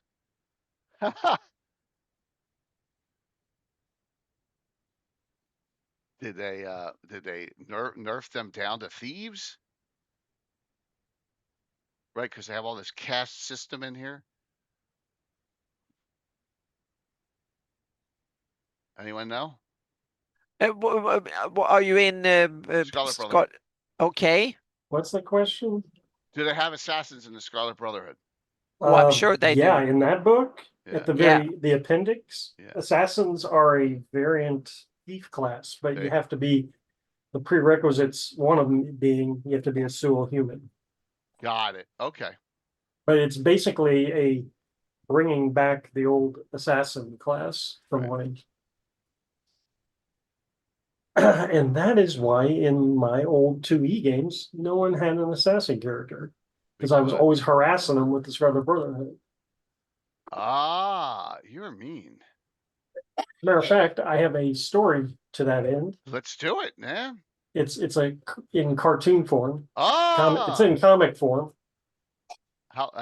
Okay. The- Is it from a The famed Valkondane was harassed by assassins from the Scarlet Brotherhood Let me get to that. many times. He finally found a way to get the assassins to stop bothering him. There we go.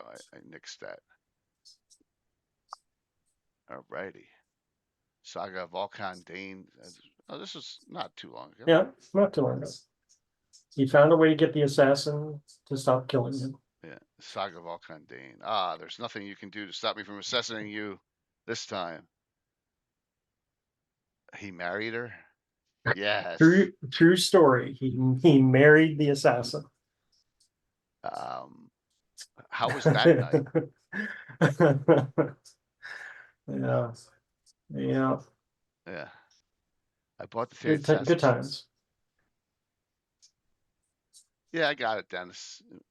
Understood. I like the threat. I like the people knowing that there's an assassin because they know that if they could theoretically kill them in one shot. I kind of like that. I just want to put the fear in the player characters. Whether I do it that often or not, that's a different story. But I love instilling that little bit. Well, the assassins in here can one-shot kill you. Yeah.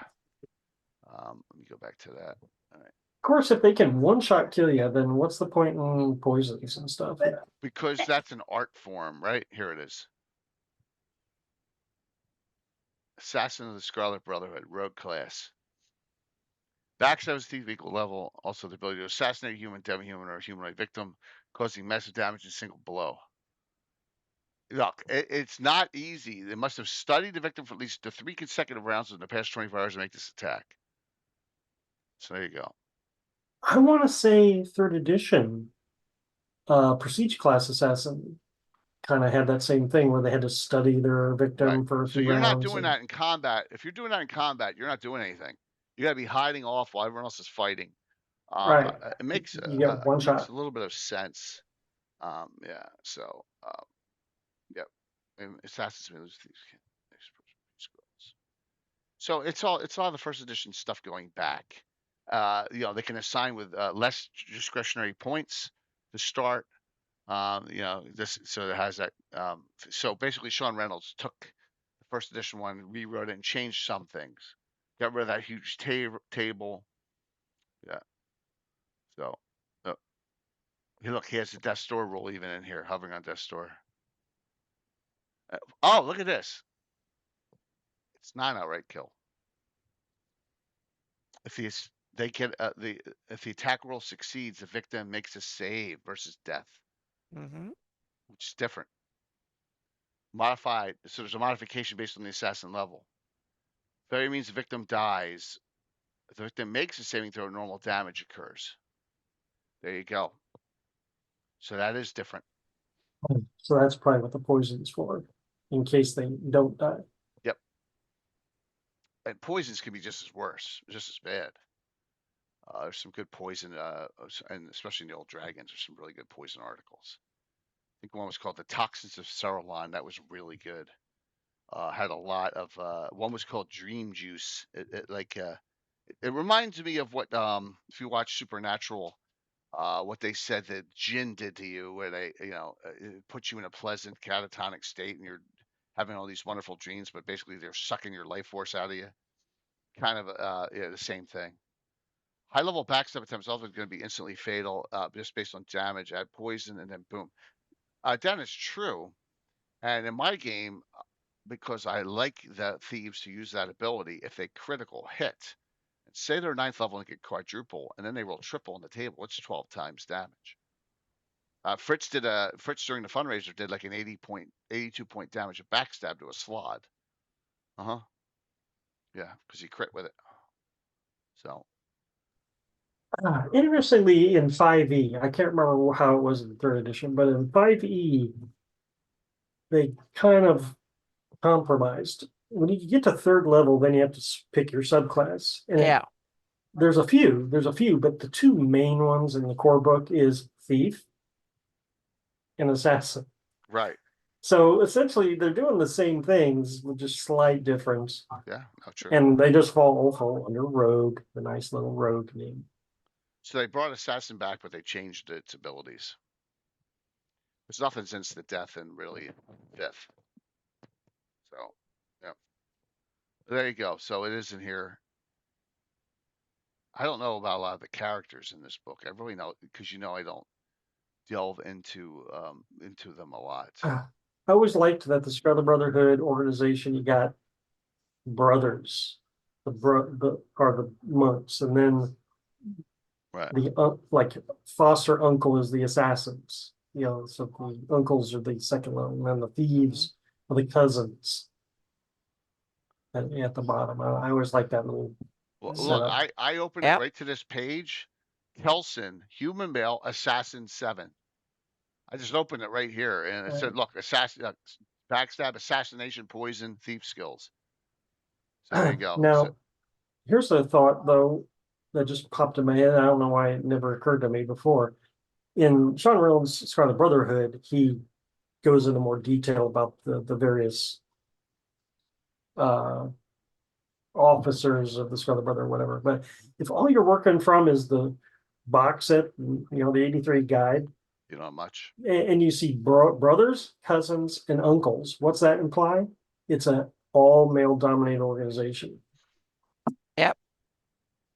I see the Sewell, especially the Scarlet Brotherhood version of it, that they're gender specific in that sense that the male do these, and gender role seems to be very, very, very fixed, and they're rigid, but that comes from being rigid, and the whole concept is like, this is the way, there's only their way of looking at things, so to speak. So it kind of makes sense, from their perspective. Yeah. So, yeah, I mean, here's a spy in here, Elinka, halfling thief. So they do have demi-human spies in this book too. Yeah. When it comes to spies, you want effectiveness. That's when all these prejudices and stuff go out the door. You want someone who can do the job, and if you want to stay in, be politically successful, you can't have dumb hang-ups like that. You need the ones that can do the job. Sense. That makes sense. Yeah. Even if you don't want to admit it, not even to yourself, but that's normally what happens. Yeah. Well, that's good that is mentioned. It's called brotherhood, so yeah. Good point. Hey, what's up, Rory? Shorely Dice. Why didn't do it? Yeah. Shout out. Yeah, here, let me see if I can poke it myself. It didn't work. 1 sec. Hope you're doing well there. There we go. Thanks. Hope you're doing well, Rory. Hope your game was good. Yeah. Hey, Tima. Good to see you. We're talking rogues, assassins, and What bards. rogues, thieves, and assassins are in the slave lords? Good question. I know there are some, but There I'm not are some, and confident it's a great. to It's a say great. who is what. I believe um, one of the Marquesas. I think Marquesa the Red is. One second. I got it right here. I just gotta find it. Slavers. Man, I got too much open. Give me a second here. Um, We're gonna crash the stream. yeah, I'm gonna try not to. Let me close Rogues Gallery. I close out. Keep that up. That that. Get rid of that. Get rid of that. Yeah, that spy section in the 1EDM guide is something I wish I had employed back in the day. Yeah, it's pretty cool, right? It Yeah, is an interesting like blur, but it's an I, afterthought yeah. in Well, there. back then, I don't think I was sophisticated enough to utilize that, but today I might revisit that. All right, so we're gonna go to Slaver's Cove 24. I believe. I believe Marquesa the Red is a thief. Correct me. See if I'm correct here. Slaver's Cove. Because this is near Deve. Right, here's the cove. Priest of the Earth Dragon. There she is. Marquesa. Nope, Fighter Mage. I'm wrong. Marquesa the Red, Fighter Mage. Let me Yeah, usually a boing. spellcaster. Let me check about Marquesa the Black. Oh, one of them was. I guess I'm wrong on that. I know Marquesa the Black is right outside Harby. Oh, there's our favorite Alita. Lee Bay. Should be Seventh Tower. Right Tower Keep. Here it is. Seventh Tower. I thought she was, but there is a halfling thief. Kent is one of the slavers, right?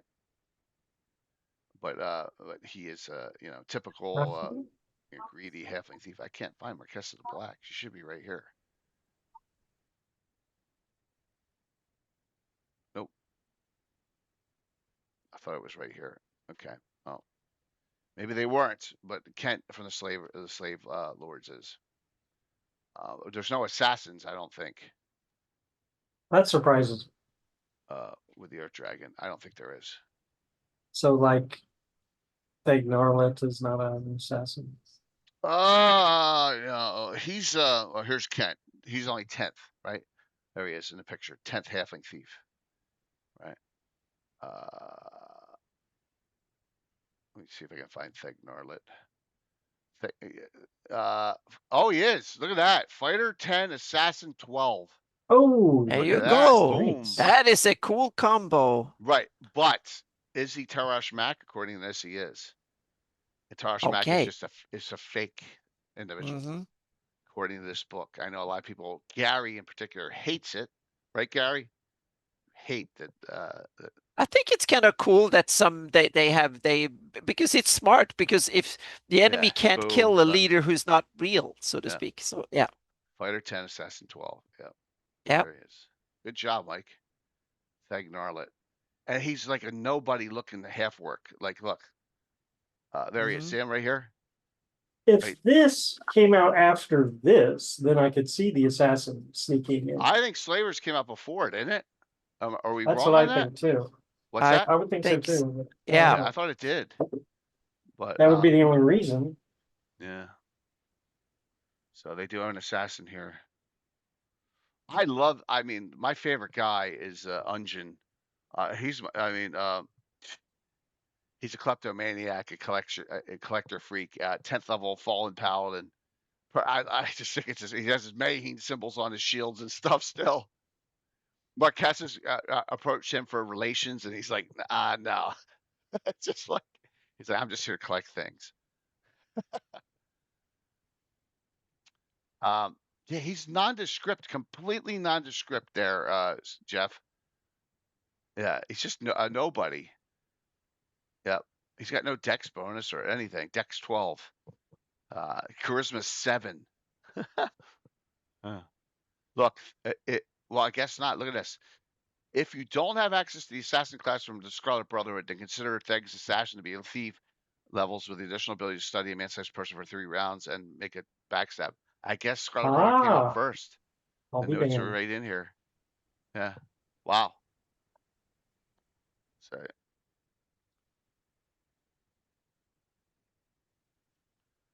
what would Anna say? Anna is that we should create character hooks rather than try and combine shrink them. I report myself as guilty and Tasha equal. Yeah. Well, yeah. I mean, there's Yeah. look. We've gone over characters in the Greyhawk Free Secret box set that none of us ever used. I think that's a good idea. We should come up with more cool kind of, and they should be hints at or Gotcha. Hold on. possible things. This is a plot Yeah. you can use or a hook you can use or something like that. Or this Yep. is as suggestions, not write and say this is the way it is, but this is the way it could be in your campaign if you want to. And a lot of us have a lot of us have that in our own campaigns, right? I got like 2,000 characters. Now I have probably 10 published source characters. Blade Storm, right? Is one, and a couple that I use. Tensor talks to the people, to the characters in Greyhawk City, but like for most of it's our own, and I think that's another thing.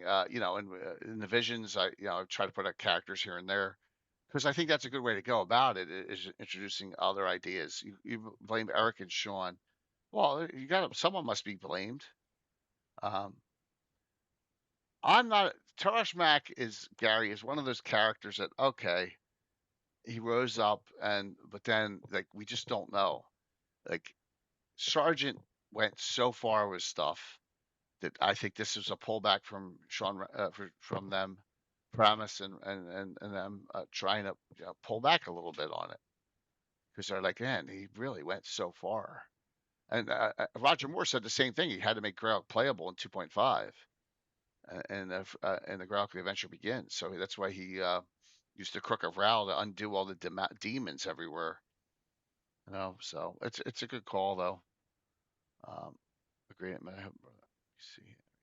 All right. So other ones that we know of. What we got?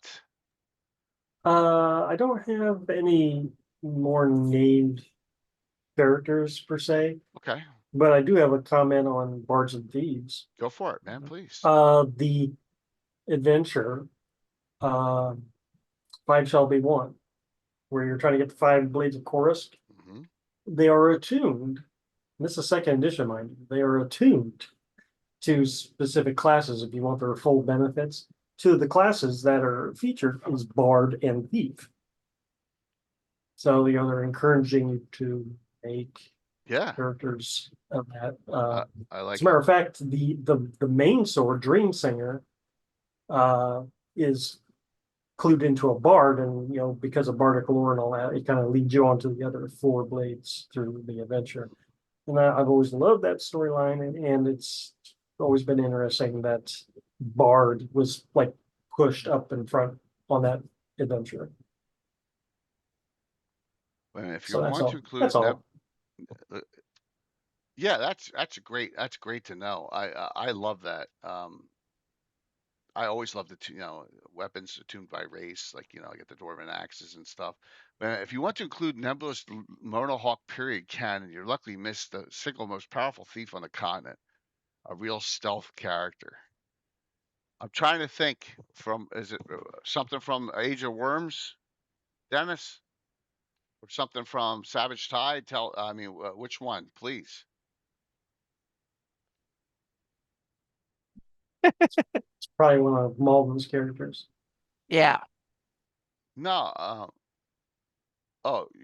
really? I knew it. Yep. Mike, Ah. you were right. Dennis, that's awesome. Malden has 14 thief levels. That's cool. Yeah. Cute and demonstrating our knowledge, affection, old Lord Jarrett needs new characters, plots, and hooks. But That's awesome. Gary, a lot of us are doing that. We're all creating new plots and hooks and stuff in our own stories that we're all DMing. right? That's it. And if some of that gets written, in the, in a book, in a visions book, or whichever, or a generic journal, it's great. Yep. Yeah. All right. So here's a trivia question: Who is a 13th level thief and a 7th level cavalier?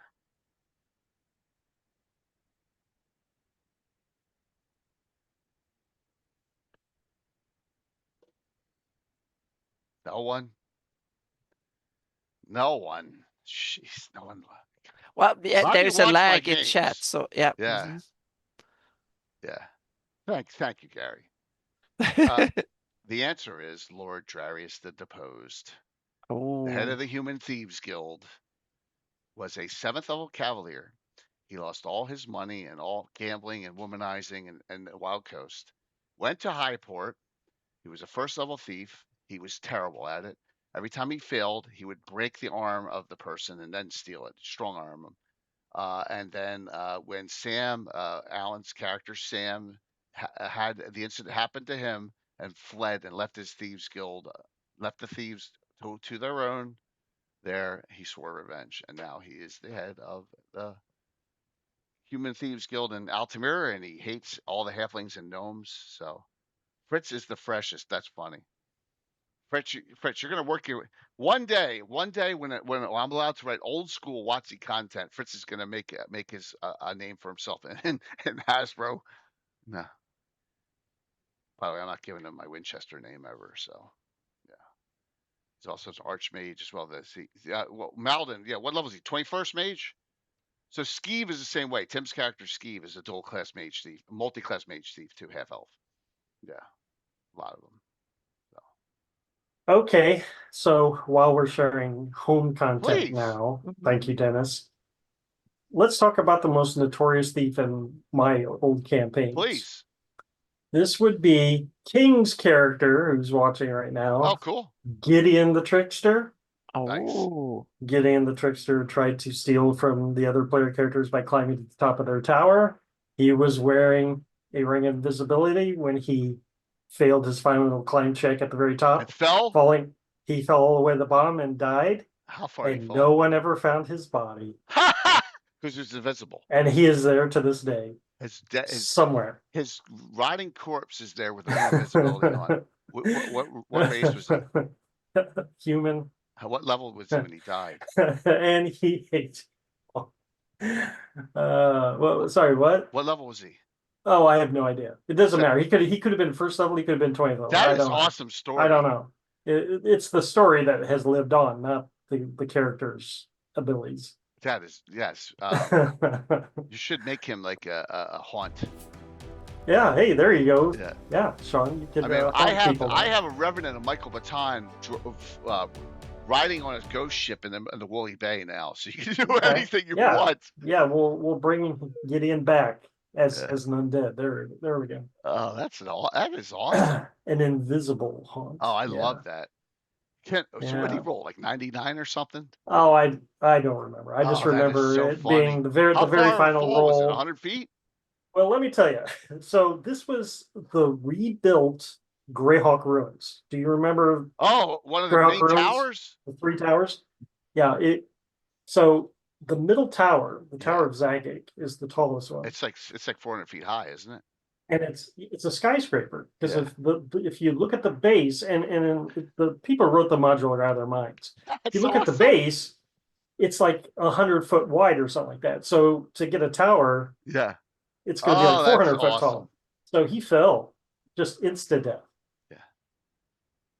Hey, we just had a monk last month grab a guy and jump off, not be able to use his fall break ability. The monks have, because he was wrapped up with this guy and he fell to his own death. So I mean, come back as a raid. You want to come back with something funny. Yeah, the haunt's better. Like boo,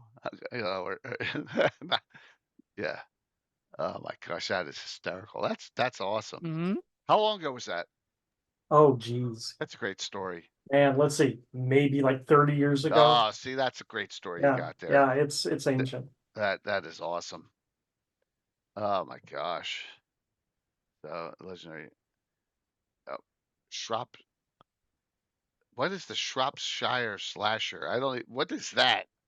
You don't pick up your nose. Yeah, that's when you don't put up your nose, which smells like feather fall. Yeah, or have a ring of feather falling, Yeah, or yeah, levitation yeah. smell. Yeah, absolutely. That's It was nuts. probably one of them deals where, you know, you had like, oh, I have a 99 in climb. And Yeah. yeah. Oh, that's so cool. Ah, it doesn't. Oh, that's when you fall. Oh, deep breath. Oh. Oh, oh, that is. See, that's a good one that you guys can talk about. Mhm. Memories. All the Yeah. Memories. time. Wow. Yeah. So, I think we were just talking about it yesterday, as a matter of fact. I'm trying to think of any others. I got a lot of thieves in my campaign. In fact, last Thursday, pre concoction, the entire party was a thief class, That's except cool.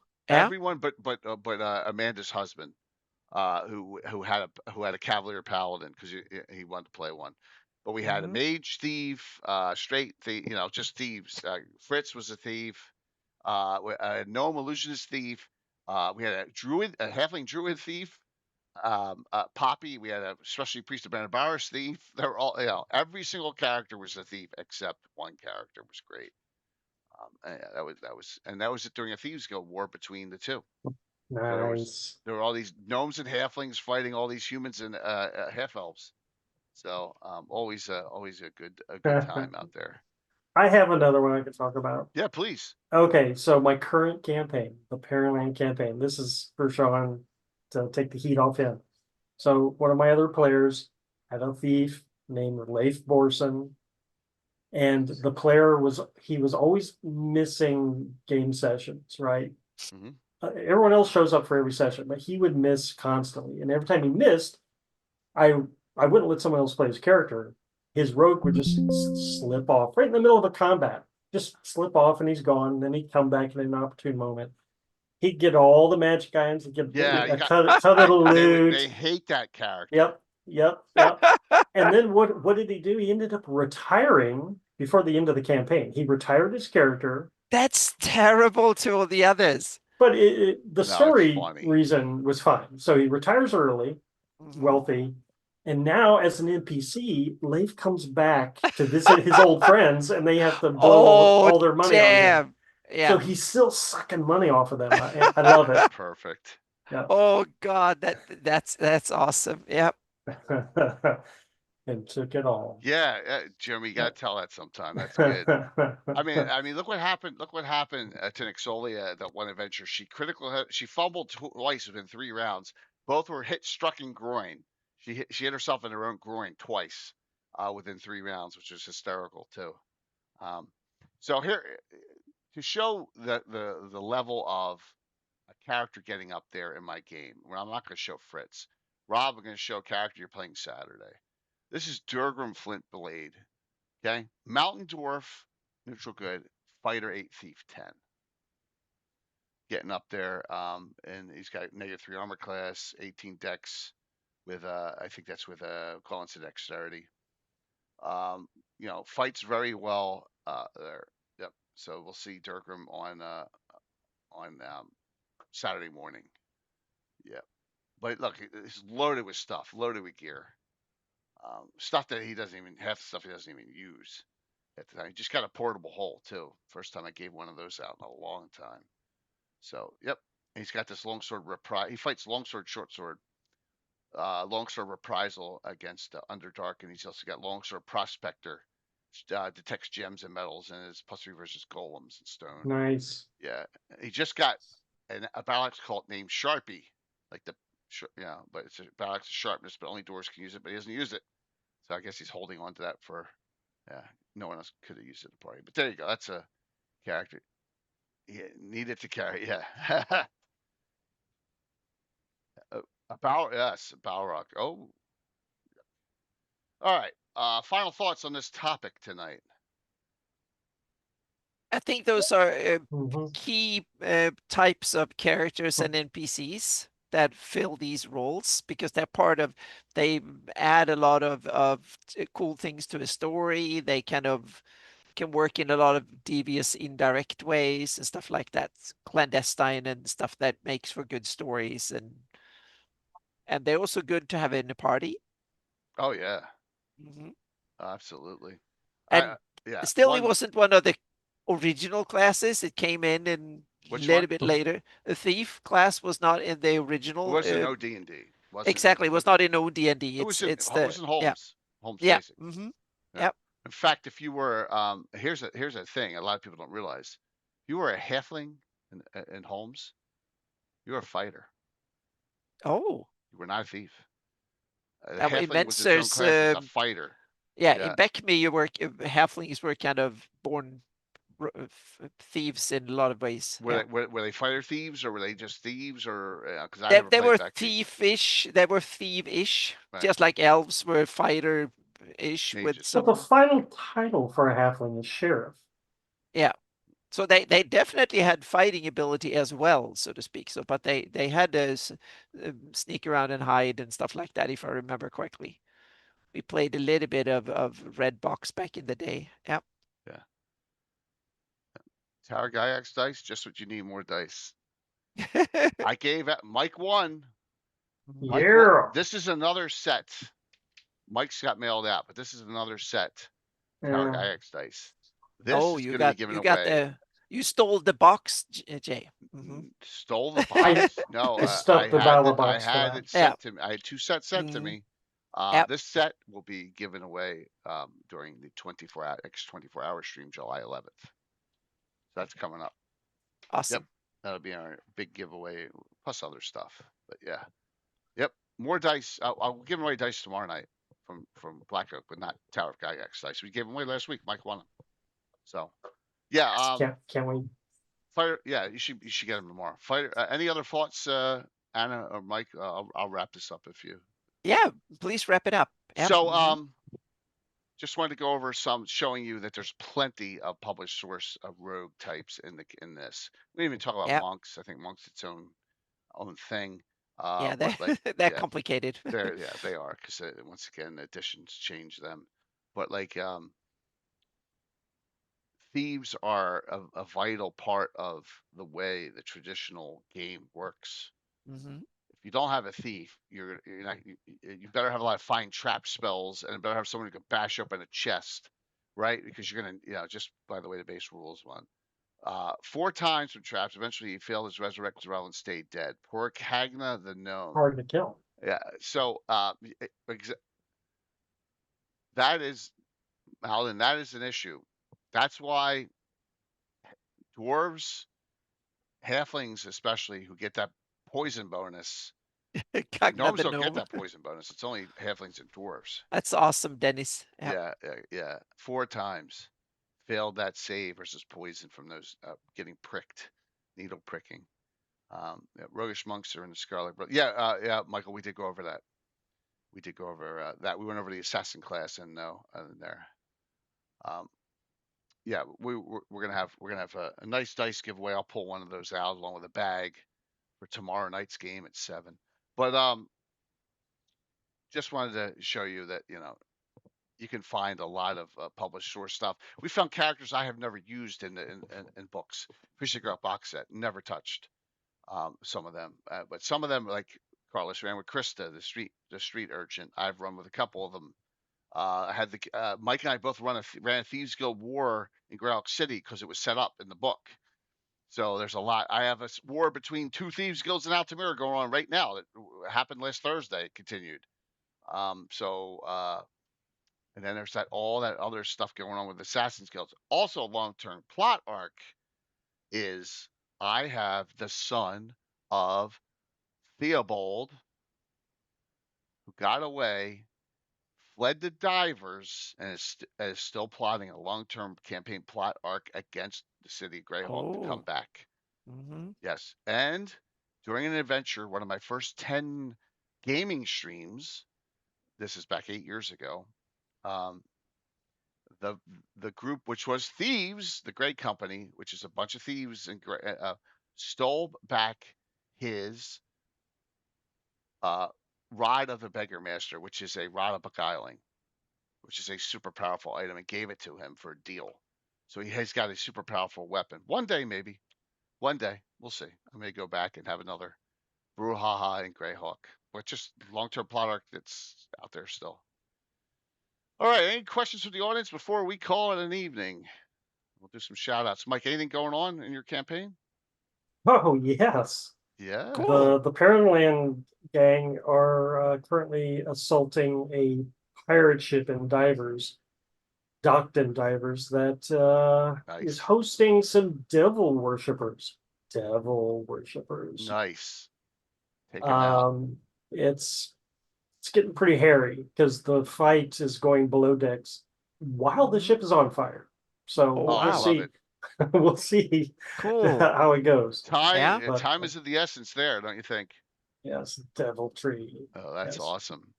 How about comic wise, man? Oh, yes. I'm Yes, ready. the Already. Ring I've of prepped Fire. it. I've prepped it already. You already got it? Yeah, I already got it Yep. prepped. I Here already we got go. prepped with that link. Thank you. Issue 38. Here we More go. cultists. More I love the cultists. cultists. If Yeah. you remember last time, the cultists got captured by cultists. Yeah. Yes. All right.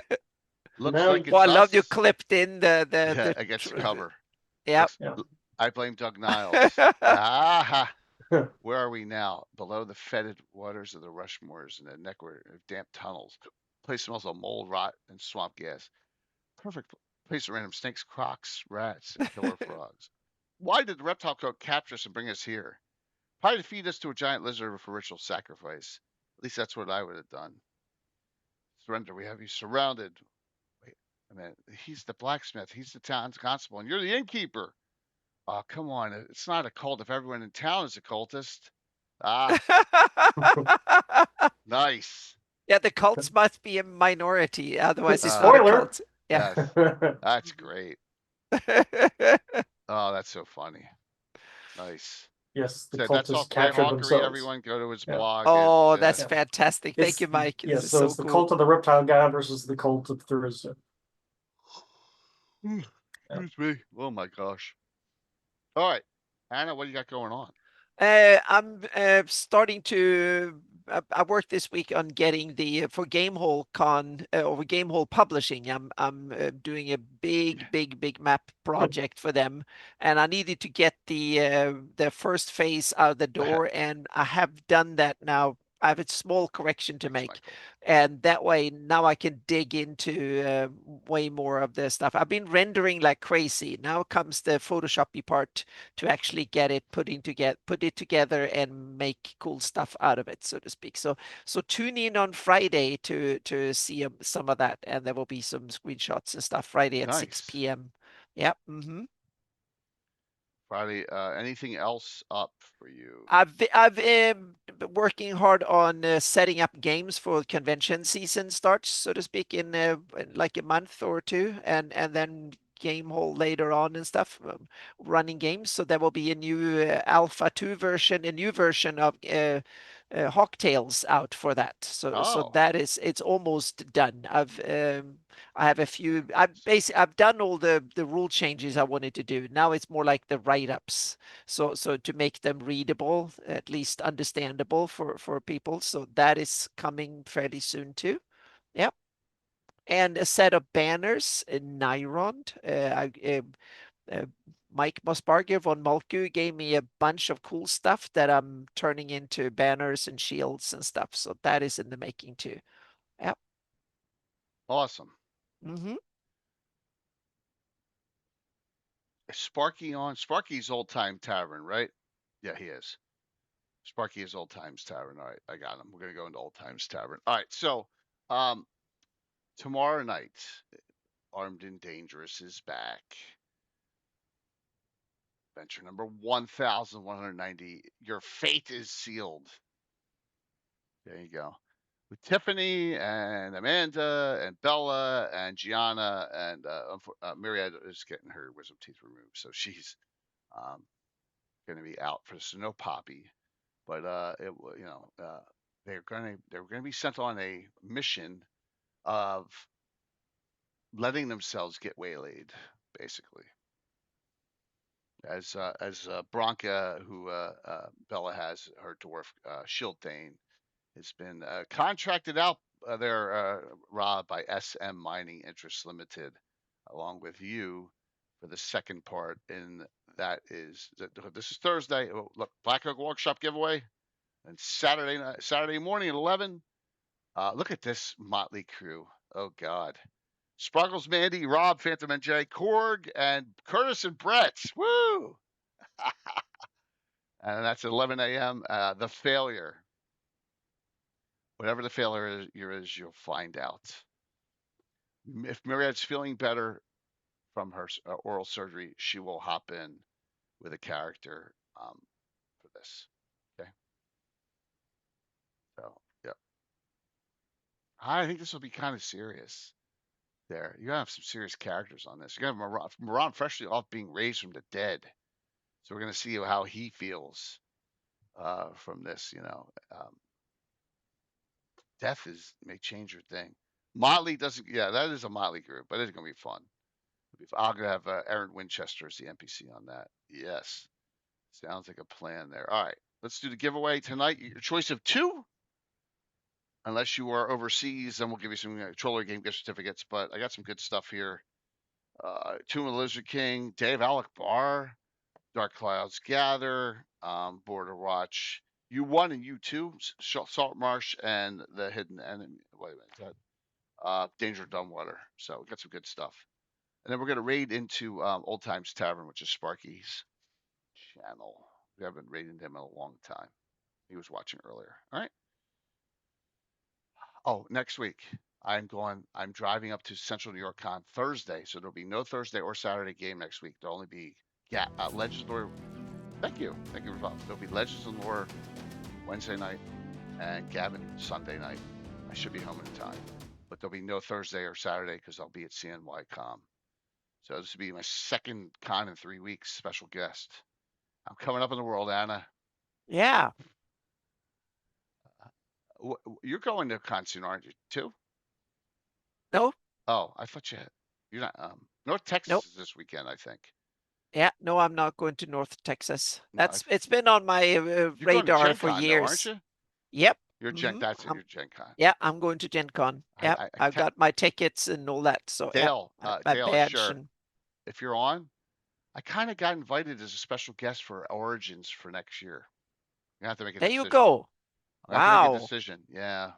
Then you have to. Come on, that's an see. honor. Yeah. What is it, like the third biggest in the country?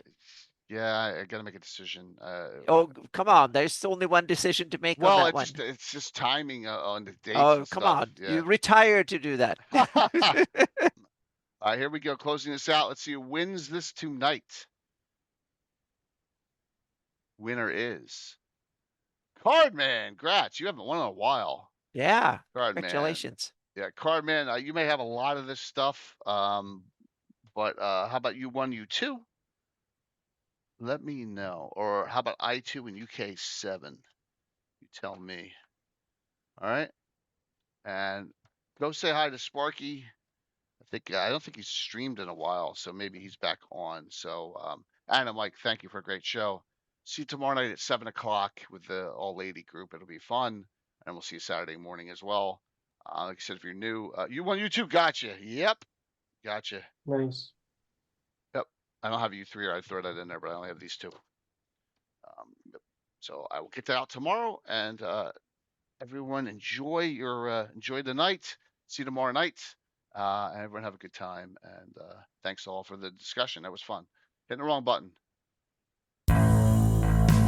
Oh, isn't it? U3 is not pod? That is why. That makes no sense. That literally makes no sense. But I believe you.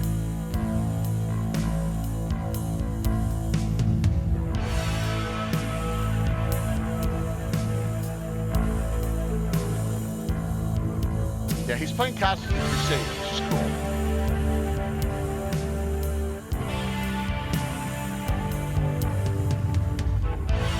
So please, everyone, say hi. All right, nice. 69. 5, 4, 3, 2, 1. See you tomorrow night. Thanks.